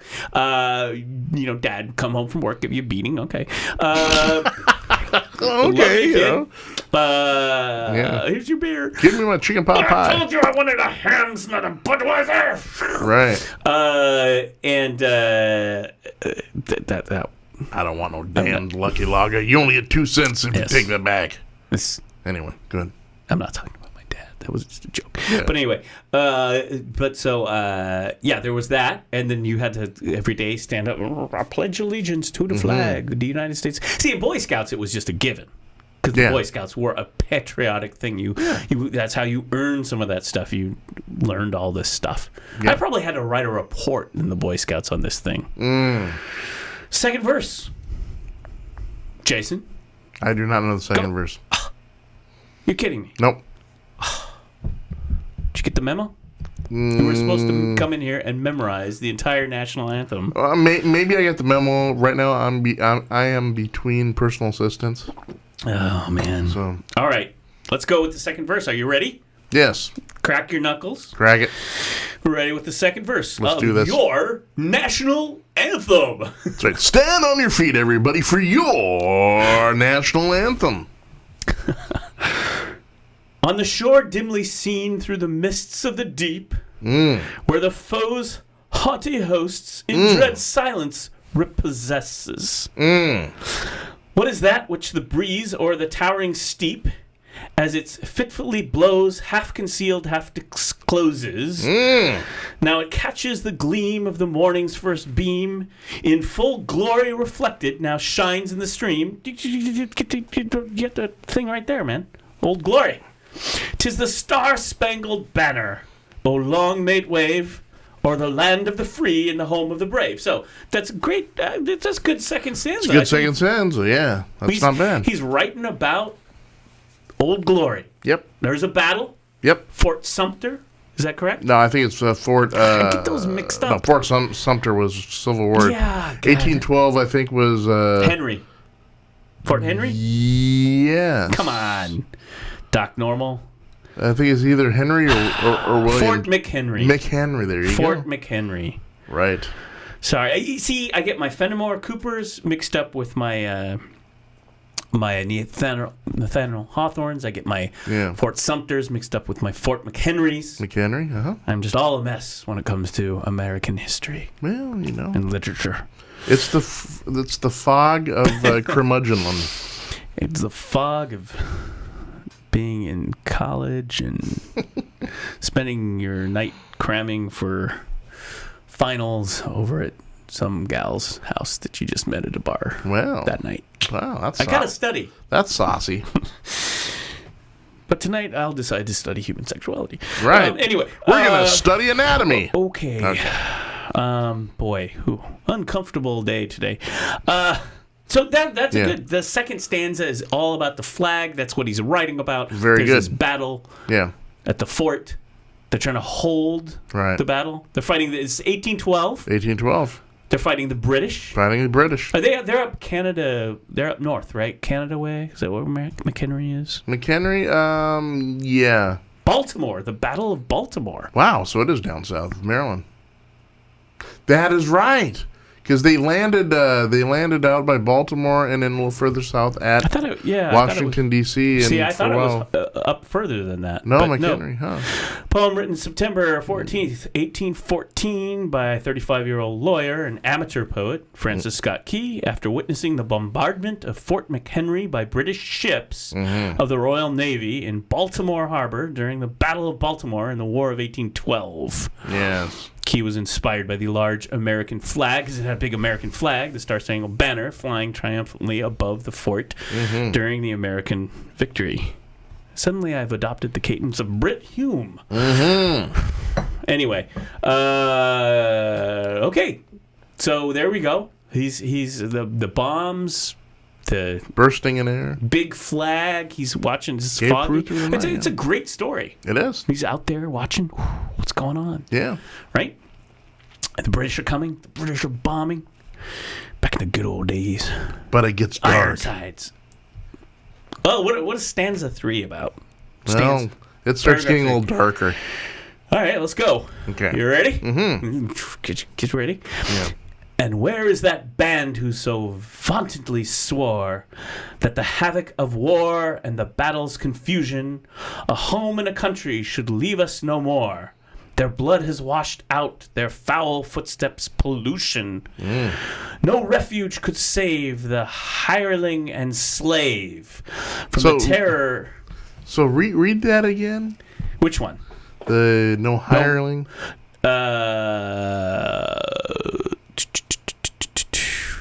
Nothing can save. No refuge could save the hireling and slave. Yes. From the terror of flight or the gloom of the grave. And the Star-Spangled Banner in triumph doth wave o'er the land of the free and the home of the brave. Mm-hmm. What the heck does that mean? No refuge. Is it refuge or refugee could save? No refuge. It says refuge here. Yes, no refuge could save. The hireling is saved from the terror of flight. Huh. So there's some slavery there. Yeah. What's he talking about? What the hell is he talking about? First we're talking about the flag and the fort, and now we're blood and foul footsteps, pollution. Yeah. Climate change? No, I don't know. No, it takes a very dim view towards indentured servants and or slavery. Well, and this is the one that we don't sing at the sporting events. No. Right? No.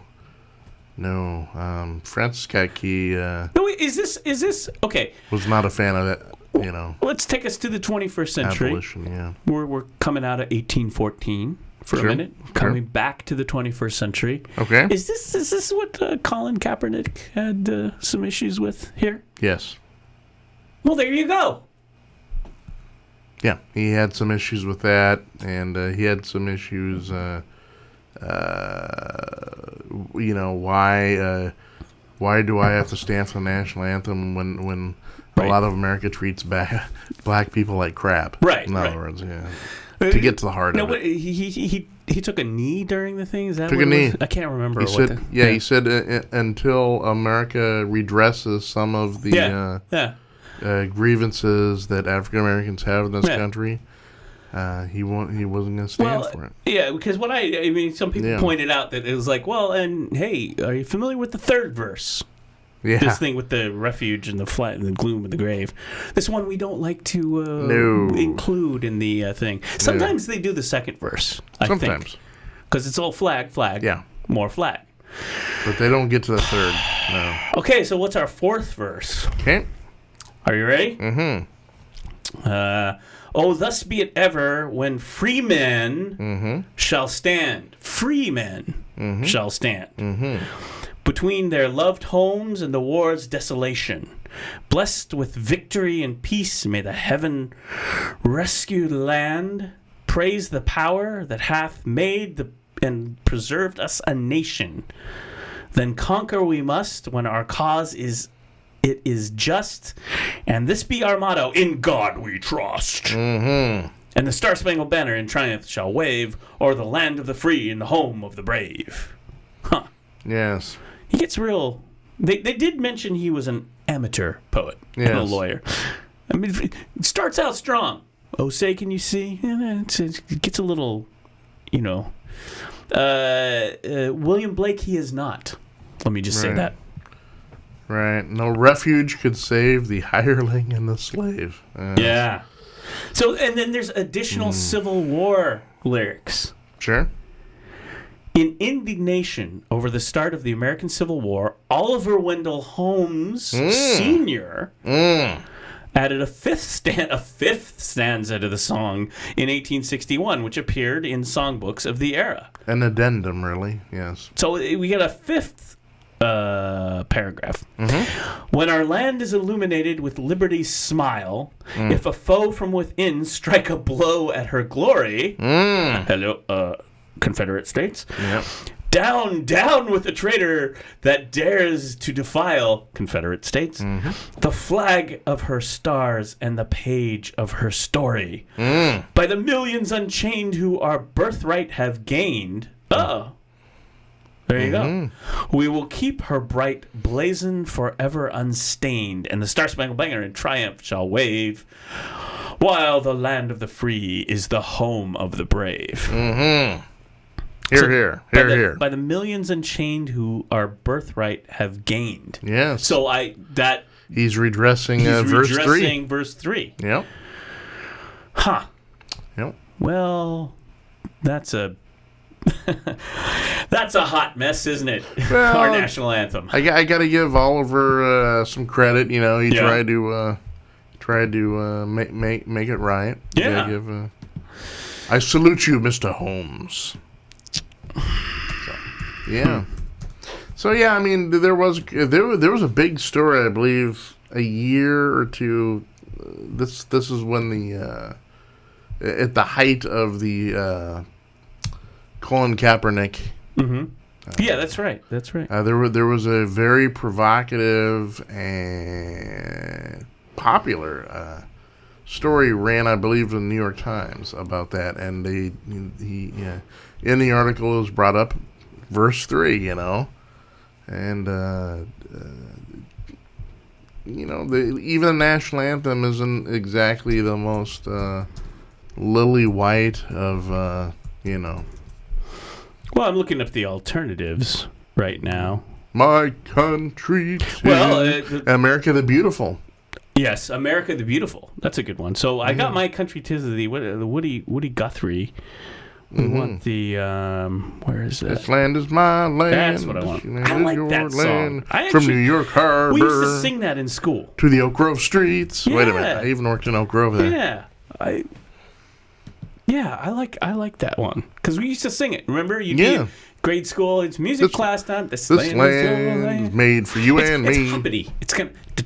Gonna go out and drive around. Gonna see Niagara Falls. Gonna go down to California. Gonna go to Manhattan. Gonna go to Vegas and do some crap tables. This land was made for you and me. Right? Right. That's basically the song. Those were the actual lyrics. That's the third stanza. Yeah. Well. Oh my. Yeah. To get to the heart of the song. And wow, there's a lot here. Yeah. Original. So what do we? Wow, look at this. Original 1940 lyrics. Original 1944. Woody was kind of doing a little. His time changed too, Dad. I love pictures of Woody. I mean, he was really wasn't like Dylan really like that. I wanna be Woody Guthrie. You know. You know what? I'm reading. There's a book right now. I'm hip deep in that is exactly. It's Woody Guthrie and Bob Dylan and the 1913 Calumet, massacre. And there is no Bob Dylan without Woody Guthrie. In fact, if you go buy or you download or you just listen to the very, very, very, very first Bob Dylan album called Bob Dylan, there is a song in there called... here I set myself up and I can't even follow through with it. It is his homage to Woody. A song to Woody, I believe it's called. So he crossed out a bunch of things. And most interestingly, this land was made for you. So the opening lyric, this land is your land, this land is my land. From the California to the Staten Island, those were crossed out and became from California to the New York Island, from the Redwood Forest to the Gulf Stream waters. And the original lyric was, God blessed America for me. But that was crossed out for this land was made for you and me. Yeah. And then again, here comes, it's a road trip. It's like a Bob Hope and, as I went walking that ribbon of highway. Yeah. And saw above me that endless sky. I love this song. Yeah. See. Well, the song is below the Golden Valley. I said, "This land was made for you and me." Right. I roamed and rambled and followed my footsteps. It was meant to cheer people up in the. I'm cheered up already, man. I'm ready for 4th of July. Look at this. Yeah.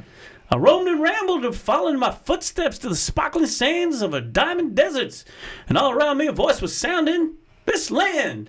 Jason, this land was made for you and me. Woo-hoo! Yeah, because Woody, yeah.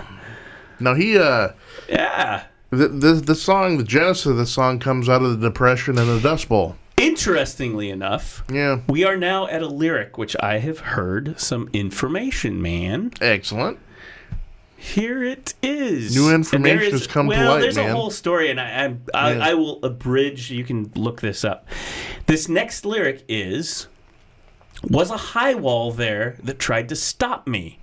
A sign was painted, said private property. But on the backside, it didn't say nothing. Yeah. This land was made for you and me. Yeah. So I believe it is, I think it's this song. Woody was having some landlord problems, is my understanding. Yeah. And this was a little jibe kind of at the landlord, the private property line. Yes. So I think, have you heard this one? This story that there was something, I think NPR just the last year did a little deep dive into this. Yeah, and they were talking about kind of what was going on in his life and the fact that, because this is a very weird little line there. But you can look it up. You can fact check it. When the sun came down shining, when I was strolling, in the wheat fields waving and dust clouds rolling, man, I gotta check out this America. The voice was chanting as the fog was lifting. This land was made for you and me, brother. That's right. On a bright sunny morning in the shadows of the steeple, by the relief office, I saw my people. That's right. And they stood hungry, and I stood there wondering, This land was made for you and me. Mm-hmm. Wow. Kind of ends. Social justice, right? Well, this was, when was this? Kate Smith sang it on the radio in the late 1930s. When the hell was the thing written? Published in 45. Yeah, that's published. It was actually around, I believe, 36 and 37. Yeah, which, right there in the Depression. Yep. Right? I mean, this is what Guthrie and these guys were singing about. Right, well, think about the cauldron at that point. You had the Great Depression, you had the Oklahoma, you had the Dust Bowl going on, you had the mass migration of people in that region heading west, and that's what he talks about. I mean, he talks about his years of being a quote unquote kind of a traveling sort of hobo, right? And that song just epitomizes it. And I didn't even know this. And he was trying to give people hope. That's right. You know. Well, again, it's hippity hoppity. I'm right. traveling this land. I'm coming out of the Dust Bowl. Coming to California. But you're out of work. You're displaced. Your family. How are you going to feed your family? But I'm going to write a song that peps you up a little bit. Because even though crap is going on right now, man, this land was made for you and me. You can travel from right. to whatever. This whole America. song could be one big, giant Coen Brothers movie. It could. Yeah. It could. I mean, Yeah. I mean, okay.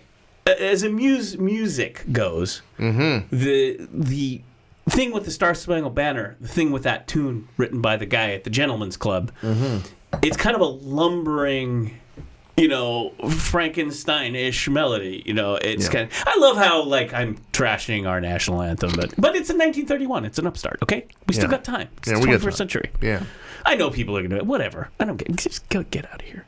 Right. I was a Hawkeye Scout, were you? Yes. I don't think you were.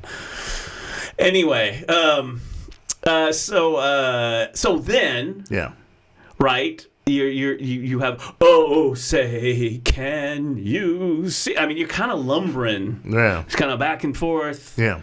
You're kind of locking arms. You're kind of maybe overweight. You're at the Gentleman's Club. Now it sounds good. Now the Marine Band and all those people, Arthur Fiedler and all those people, and John Williams, they Boston all Pops, orchestrated. Yeah, the Boston Pops, and it turns into this beautiful melody, right? You can never get done with the damn snare drum though. You just gotta sit there. I was a drummer, so guess what? National anthem. Oh God, 4 minutes of a roll. Can I just do bop bop a loo bop a bop bam boom tutti frutti? Something. Just give me something. It's a national anthem. It's not Wipeout. Stop it. Getting bored here. Right. So that kind of lumbers, but this this land is your land. It hops. It's you're moving. You are moving. You're moving across the country. You're hopping along. So, do you know the origins of why he wrote the song? It was a response to God Bless America, Irving Berlin. Yes. This Land is Your Land is one of the United States' most famous folk songs. See? Yeah. Its lyrics were written by American folk singer Woody Guthrie in 1940 based on an existing melody, a Carter family tune. Yes. Based on a Carter family tune. Yes. Mm-hmm. So he lifted that from a car. I did not know that. Called When the World's on Fire. Huh. In critical response to Irving Berlin's God Bless America. When Guthrie was tired of hearing Kate Smith sing it on the radio in the late 1930s, he sarcastically wrote, God Bless America for me before renaming it. This Land is Your Land. Right. So, see, it's already right. a crap pile. It's really interesting because which is why he crossed out that lyric. Yeah, the patriarch of the Carter family, A.P. Carter, in the 30s, he would take himself and another African American gentleman. What he did, he would tour the South. Right, he'd literally go through the South and listen to people sing the old folk songs there, and then he would appropriate them for the Carter family. Mm-hmm. It's a true story, folks, and that's how the folk music movement got started. Well, yeah, we talk about the whole appropriation thing and all that. Yeah. And you know, if you come from a musical background, that's what it's all about. You lift, you know. Oh, sure. And before there was really heavy duty copyright things that happened starting in the 1920s with Walt Disney. Yeah, everybody in the borrowed. United States. Yeah. Everyone borrowed things, and it wasn't like a hey, you borrowed that from me. It was actually a compliment. It was an homage to it. Yeah. You know, you're like, hey, you borrowed my tune.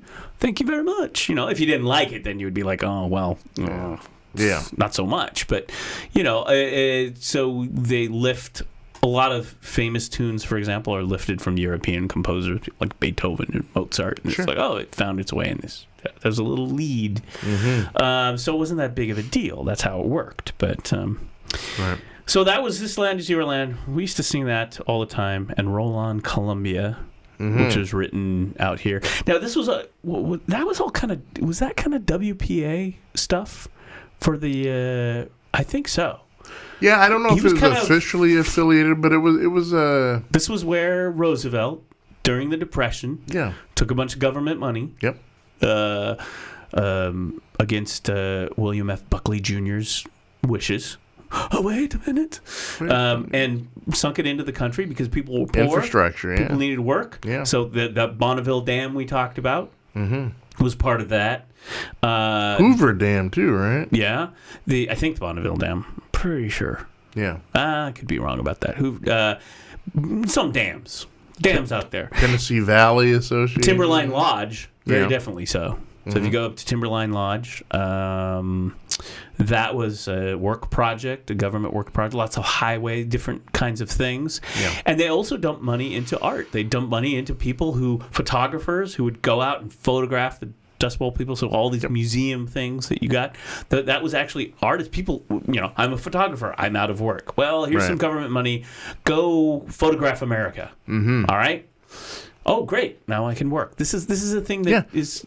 And the WPA would pay bands and like the Carters, right? They would pay them to go to different sort of work, like work groups and work camps, and what today you would call entertain the troops. They'd send them out there for morale building. I mean, in the midst of the Great Depression, where there was 25% unemployment. I mean, people were starving, and so trying to group people together and artists, give musicians, morale. Same thing. Get into those work camps, sing the songs, and Woody Guthrie was a big proponent of that. He would travel around and try to lift people's spirits by not only doing songs, but he would take on an act of like early Will Rogers. And try to motivate people that way and stuff, and that's it's like it's like the government is trying to make America great. Yeah, just trying to keep morale going. And that actually, if we look in the history of the United States, those are the best times in the United States. We kind of band together, solve a problem, roll up your sleeves, right. Do something, ask not what your country can do for you. Things like that. Yeah, Americans civil rights movements, things like that. Right. Americans shine brightest in the face of adversity.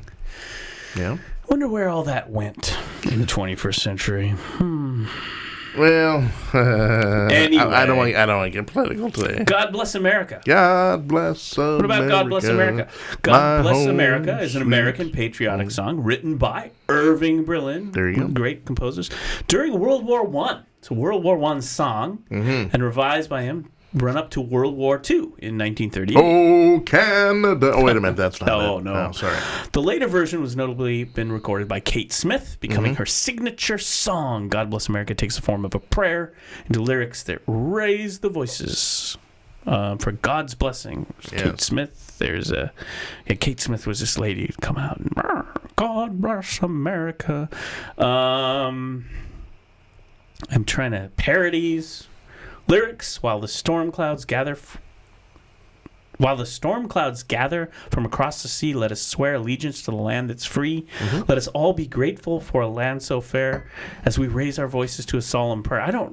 Is that the pre? God bless America, land that I love. Stand beside her and guide her through the night with a light from above. From the mountains to the prairies, to the oceans, white with foam. God bless America, my home, sweet home. God bless America, my home, sweet home. That I just know the God Bless America part. Right. Yeah, most people just sing the chorus. Yeah, the chorus. That other stuff, I don't know. Yeah. Then there was another one, competing God Bless. But anyway, that's God Bless America, and that Irving Berlin, well known, and like we said, Woody Guthrie. Woody Guthrie was writing against it. And then there's one of my favorites, America the Beautiful. Yep. America the Beautiful is an American patriotic song. The lyrics were written by Kathy Bates.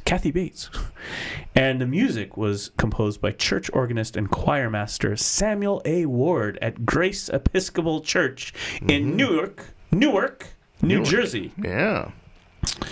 So that's all original. Right. So these three are all original. Best rendition ever done of America the Beautiful, Ray Charles.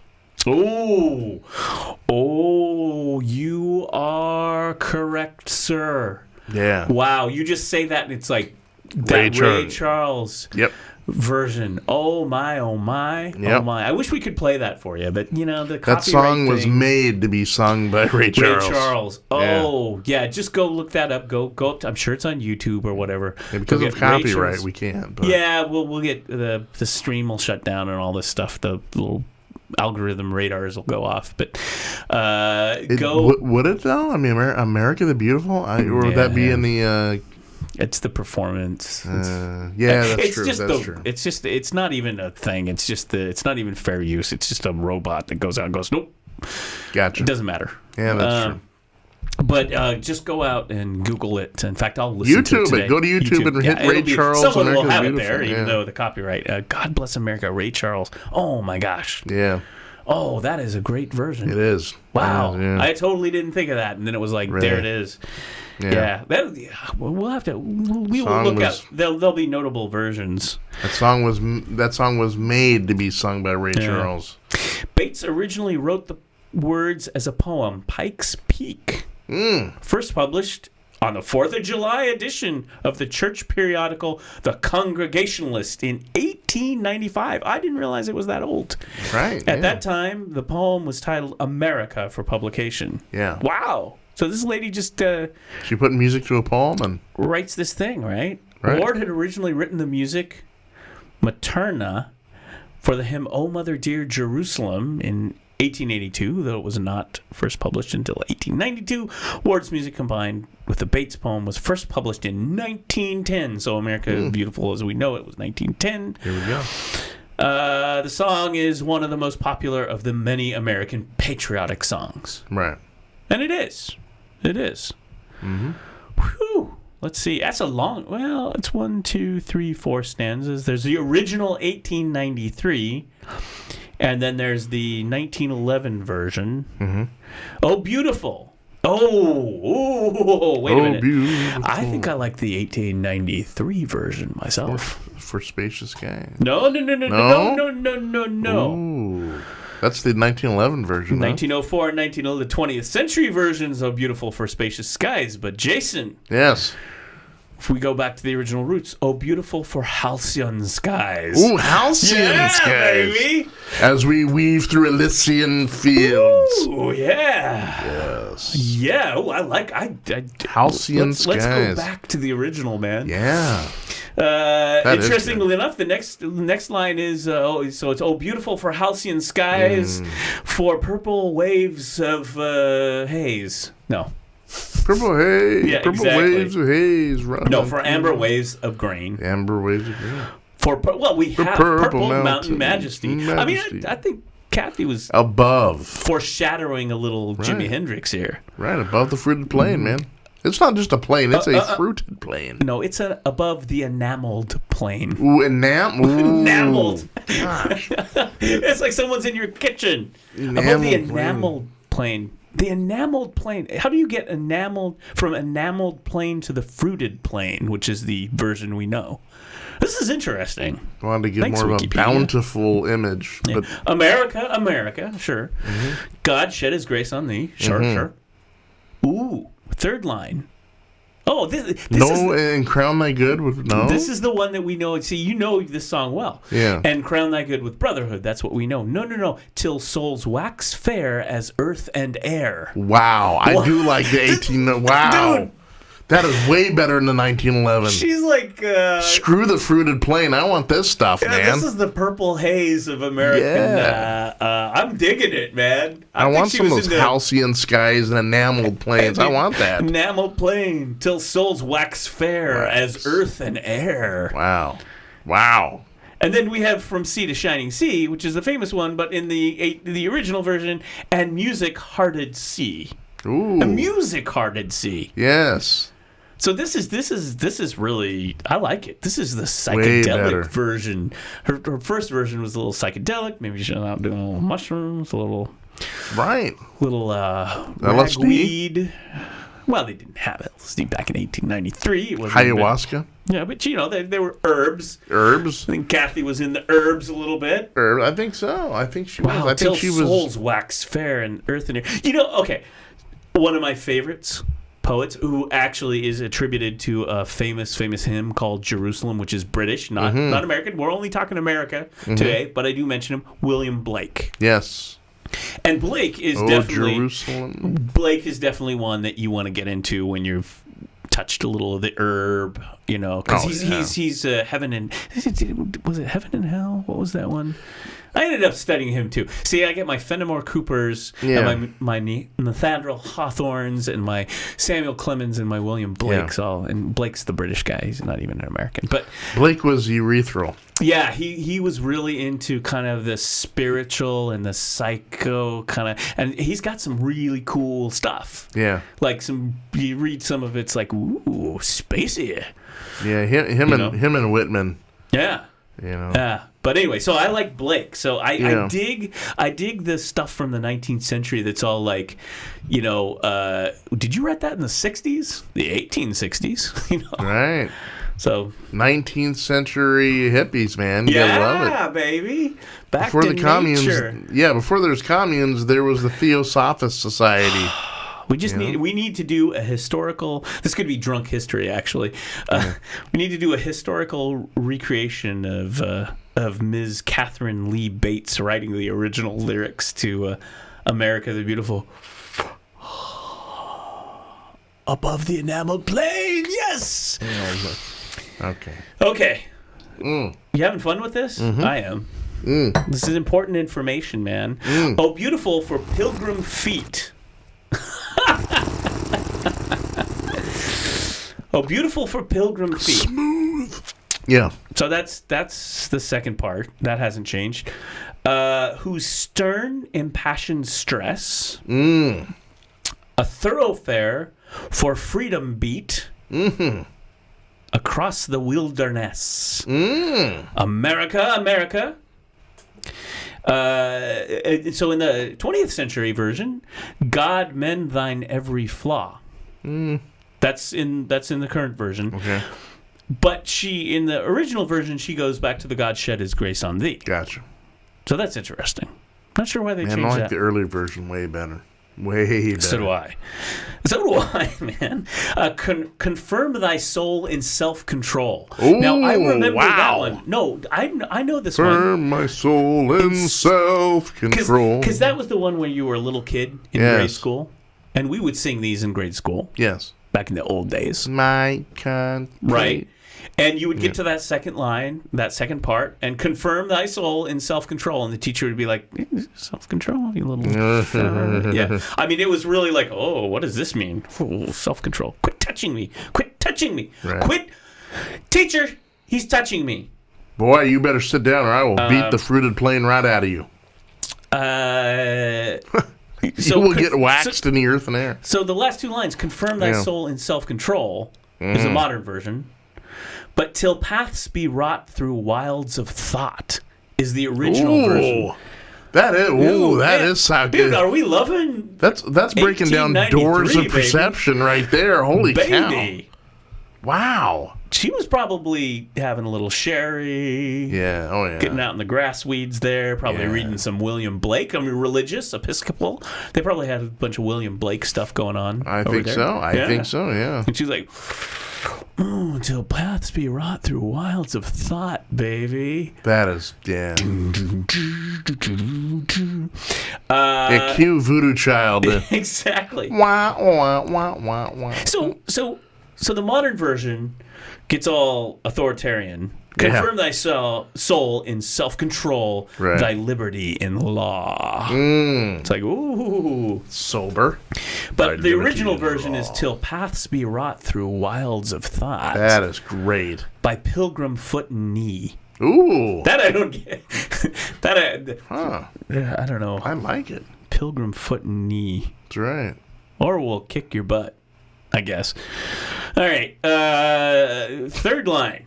Okay. Oh, beautiful for glory tale. And this changed only recently in the 1911 version. Oh, beautiful for heroes proved. I remember that. I've sung through this whole thing. So, oh, beautiful for heroes proved, but it was for glorious tale. In liberty strife, or in liberty strife. In the third line is really crazy here. Now we're getting mixed up. Yeah. In our modern version, who more than self their country loved, and mercy more than life. Right? And then in the 1901 version, when valiantly for man's avail, men lavish precious life. Oh, wow. And then the 1893, when once or twice for man's avail, men lavished precious life. Wow. There's a lot of confusion in that line. Then America, America, may God shed his grace on thee, but may God thy gold refine. Wow. That's in the modern version. Oh. Not shed his grace on thee. Till selfish gain no longer stain. Ooh. But oh man, this is so 20th century. It is. It's so 20th century. So in 1893, she's saying, "Till selfish gain no longer stain," and then in the 20th century, we go, "Till all success be nobleness." Yeah. There's a hell of a shift. It's the. It's a hell of a tone shift. It's the. It's that whole greed is good Martin Gecko, you know. Exactly. It's like, this like kind of like sitting out in the farm, imbibing and writing your psycho poem. Pass me the blackberry wine. We got it. May God refine the gold and all successes to the nobles and every gain divine. That's exactly the modern version. Every gain divine. So if I make money, God wills it. But that's not the 1893 version. No, 1893. She's man. till selfish gain no longer stain. There you go. The banner of the free. Yeah. So in 1893, she's Woody Guthrie. She is. In 1911, she's Gordon Gecko. Yeah. What the hell? Gordon Gecko. Yeah. That's weird. Huh. Yeah. I'll take the 1893 version any day of the week. Wow. Yeah. Should we do the last line? I don't know. What is it? People are probably, beautiful for patriot dream that sees beyond the years, the alabaster city's gleam, undimmed by human tears. America, God shed his grace on thee. All that is the same. Now here's the thing. Till nobler men keep once again thy whiter jubilee. Wow. Wow. Is that the older or the newer? That's the older version. Wow, lady. I don't think we sing that. No. Because what we sing is, and crown thy good with brotherhood. Yeah. From sea to shining sea. Yeah, but overall, take the 93 version. I think that's more. Yeah, not till nobler men keep once again thy whiter jubilee. Whiter. I mean, yeah, she goes from all this... Again, and the greed, the shift, it's so weird. I wonder if she's not talking about skin color, though. I think she's talking about something of purity. Yeah, I would guess. Yeah, whiter jubilee. Probably doesn't quite work. A pure happiness. It kind of doesn't work. Right, no. Not in today's language. Back then, you could probably get away with it without sounding too racist. But nowadays, really? I did not know this. So here it is. In 1976, the year of the bicentennial, while the United States celebrated its bicentennial, a soulful version popularized by Ray Charles peaked at number 98. Yeah. Well, that doesn't... Love Ray, man. And is included in the soundtrack of the movie The Sandlot. Yep. America. Charlie Rich. Mickey Newberry. Vince Gill, a whole bunch of people. Toby Keith. I mean, it's like... It's Ray, man. Yep. That is Ray's song. Ray. Wow, well, I think we covered that pretty good.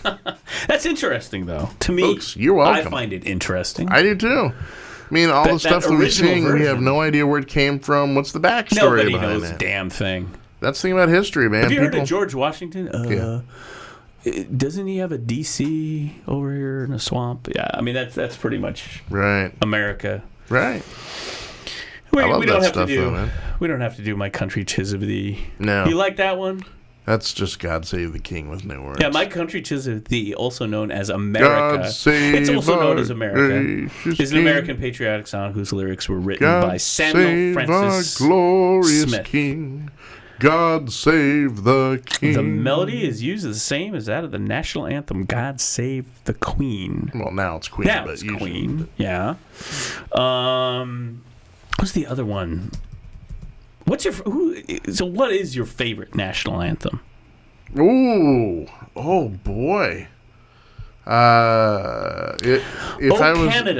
That's a good one. Is the national anthem of Canada. My home and native land. The song was originally commissioned by Lieutenant Governor of Quebec, Theodore Robitaille, for 1880 Saint Jean de Baptiste Day ceremony. Ooh. I can't even pronounce. It's all French. I can't even pronounce this person. I don't know what the X is. It's Calixa. We'll call her Callie. Yeah, Calais. Lavallée composed the music. Yes. Interesting. Composed the music, after which words were written by the poem and Judge Sir Adolphe Bastille-Routhier. The lyrics were originally in French, obviously, because I did not know it was originally "O Canada" was a French gig. An English version was created in 1908. Robert Stanley Weir wrote the 1908 another English version, which is the official and most popular version. That's not a literal translation of the French. And that's been revised twice, taking their present form in 1980. Nice.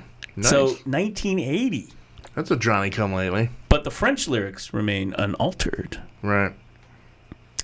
Since 1939, it is the de facto national anthem. Favorite national anthem. Well, it's got to be the American national anthem. Although, if we're gonna have some levity put into that, I will say then if you've ever seen the movie Moon Over Parador, I would say the Paradorian national anthem. Really? Sung by Sammy Davis Jr. Parador, Parador, I love you. So that's the thing I like about the Olympics. Yes. You get to hear the anthems. Yes. Or the World Cup. Yeah. Right? You know, you get to hear people's different anthems. Yeah. There's got to be there has got to be a mashup on YouTube of like different the anthems. world sport intros to world sport with different national anthems. Yeah. Trinidad and Tobago. See, I missed. They don't even play that, I think, on like ESPN or anything anymore. No, I think they gloss right over that. Or usually there's people talking, Here comes the Ecuadorian team. The best part was the sad part was when that soccer game a week or two ago when United States and Mexico played down in Mexico City, and they played the national anthem, and you could tell if you listen closely the booing in the stadium. Yeah, some of the Mexican people weren't exactly happy about the American national anthem. No, and we're neighbors, we're friends. After getting insulted by our new president numerous times, I could see where they'd be a little sour on the Norte Americanos. But anyway. I like that. But check out I like the Canada one. I think Canada is always the one. Canada, my home and native land. It's a very pretty thing. Right. Go check out Moon Over Parador, though. Moon Over Parador. Great movie. Richard Dreyfuss. It's got Richard Dreyfuss, Jonathan. What's a Russian national anthem sound like? Speaking of, seriously? Did they change it? Yeah, some of them just kind of go off in classical land. You know, hard to sing. Ooh, how about the Marseille? Popular wisdom given by our forebears. Russian national anthem. Russian lyrics in English. Huh. National anthem of Russia. What's the French one? The Marseillaise? That's a good one. See, now love that stuff, man. We weren't supposed to talk about other countries because you said what is your favorite national anthem? I know. It's my fault, okay? I got it. You don't have to rub it in my face, Derek. I'm rubbing it. I'm just saying, man. La Marseille. Yes. Song was written in 1792 by Claude Joseph Roget de Lizet in Strasbourg. French Revolution, yeah. After the declaration of war by the French against Austria, and was originally titled Chant de guerre pour les amis du Rhin. War Song of the Rhine Army. Wow, there you go. And then there's the lovely Les Marseillais Volunteers departing, this like kind of fresco, I think that's what you call it, on the Arc de Triomphe. Could we do the French national anthem without the copyright going on? Probably, yeah. Probably could do the Russian one too. But should we though? Should we? Because tomorrow is it is all about America. Yeah. It's all about America. It's all about America. You know, we could do that some other time. I think. Yeah, we can come back on Wednesday and talk about it. Yeah, or Friday. Feel Good Friday. I don't know. Chinese. Maybe we could have Jay-Z do the Marseillaise. We could. He'll just look very confused. Like what? What are you guys up to, man? What are you guys doing? I don't know. It's just, we thought it would sound cool.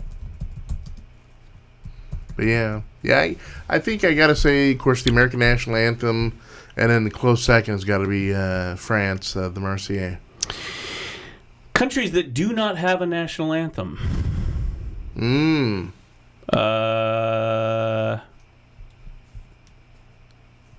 204 nations have a national anthem. I'm trying to see here. There is a list of national. Oh, this would be good. The list. Yes, but I just imagine that some countries probably don't have national anthems. Right. Yeah. I mean, if you're just like what's the national anthem of Oak Grove, for example? You don't know it, do you? Don't know it. Mm-hmm. And that place is like a country. This is Oak Grove, Oak Grove. We will kick Milwaukee's ass. Trapped in between Milwaukee and Gladstone. Oak Grove, my home. We go down to the river. Oh, my word. Yes. Oak Grove. Oak Grove. We just literally made up the Oak Grove national anthem. Yes. Down McLaughlin we go. To the car lot. There's cars and bars. We walk very far. Down to Gladstone. Oh, man. See, that's our Oak Grove national anthem right there. Wow. There's a lot of national anthems if you look them up. Yeah. Yes. No, that's great. I like that. It starts with the Afghanistan national anthem. Oh, wow. Russians go home. No. Now you Americans must leave. Oh. 2006. That is your Afghanistan national anthem. That was a very stern anthem. 2006. Yeah. I don't know. What national anthem would you like to hear? Bahamas. Let's do that. That's gonna be reggae. No. Very British. It's British. Yeah. It's British. How about Turkey? Do we have the Turkish? Turkey. Yeah, the Turkey national anthem. It's like Erdogan is great. Erdogan is great. great Aragon. That's all it is. Really. It's Istanbul, you a-holes. It's not Constantinople. Yeah, I always wanted it to be They Might Be Giants, right? Yeah. Turkey. Wow. See, that's...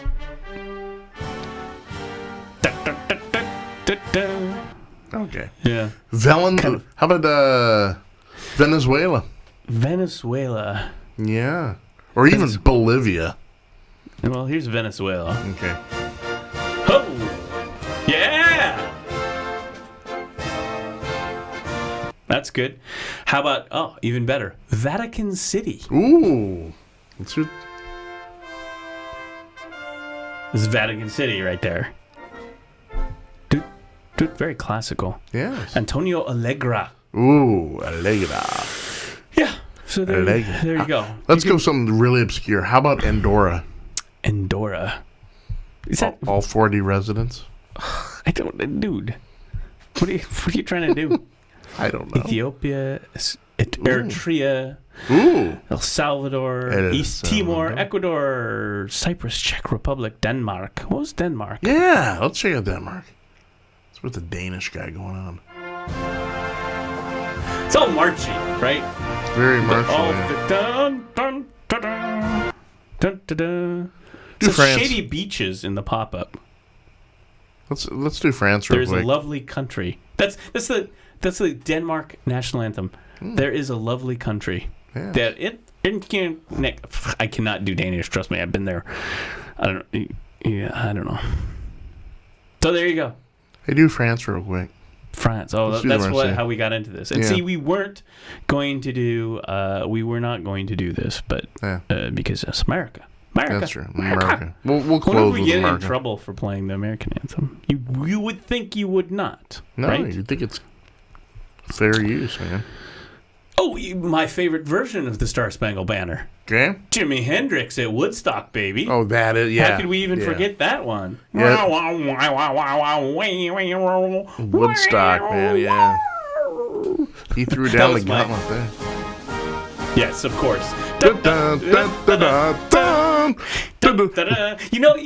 know why? Latrine, get chocolate mousse over here.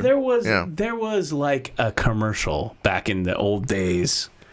I think where they always played that. You'd always hear the French, dun, dun, dun, dun. Or maybe you just watch the Pink Panther cartoon or something. Who knows? Or my favorite that is in the movie Casablanca. Remember when the Germans are in Rick's club and they start doing the some German songs and the people stand up and start singing the Marseillaise? Oh yes, that's correct. That's a great yes. That's a great scene. Great scene. Yeah. So like I was saying, like some of these are written by famous people. That melody, that German anthem melody, that is Joseph Haydn, great German. Alles. So yeah. Yes. Deutschland, it's Einigkeit und Recht und Freiheit. Unity and justice and freedom. There you go. That is the Song of the Germans, 1922. I think that was it. I think it was 1922. Yeah. Did that, and then they changed the lyrics during the fun German period. Right? To Deutschland über alles. Right. And then they went back to a little nicer version. Yeah. So, wow. So there's your deep drill down on a slow news day of the national anthem. I think of it as us getting people in the proper frame of mind for July 4th. You got to get there in your head, man. That is absolutely right. If there's any place we want to be, folks, it's in your head. That's yes. So I think with that, it's just one thing. The SpaceX. Yes. They were going to launch. They're launching a lot now. Yeah. And they scrubbed yesterday, so they're going to give it a shot this afternoon Pacific, this evening 7:30 something Eastern time. Give it a go. So they've been doing a lot. So that's it. And then there's In another Stephen Sondheim musical, Chris Christie on the Beach. Oh, gosh. There's that, and then, just Trump, Trump, Trump, Trump, Trump, Trump, Trump, Trump, Trump, Trump, Trump, Trump. Which, That's right. At some point, you just got to go, what else? But everyone's Well, off. I'm not going to let that cloud my July 4th mindset, man. That's right. Keep it real. Yeah. And with that, we will play out the national anthem. Ooh. Of Coffee with Curmudgeons. We want people to be safe. Yes. Correct? Yes. All right. Have some fun. Don't blow yourselves up. And we'll see you again very, very soon. That's right. Enjoy, everybody. Bye. Oh, we got it? Got it? America. Proud to be an American. Land of the home and the brave. All right. All right. Don't blow each other up. And don't drink too much and barbecue and just have a good time. You got it. All right. Bye.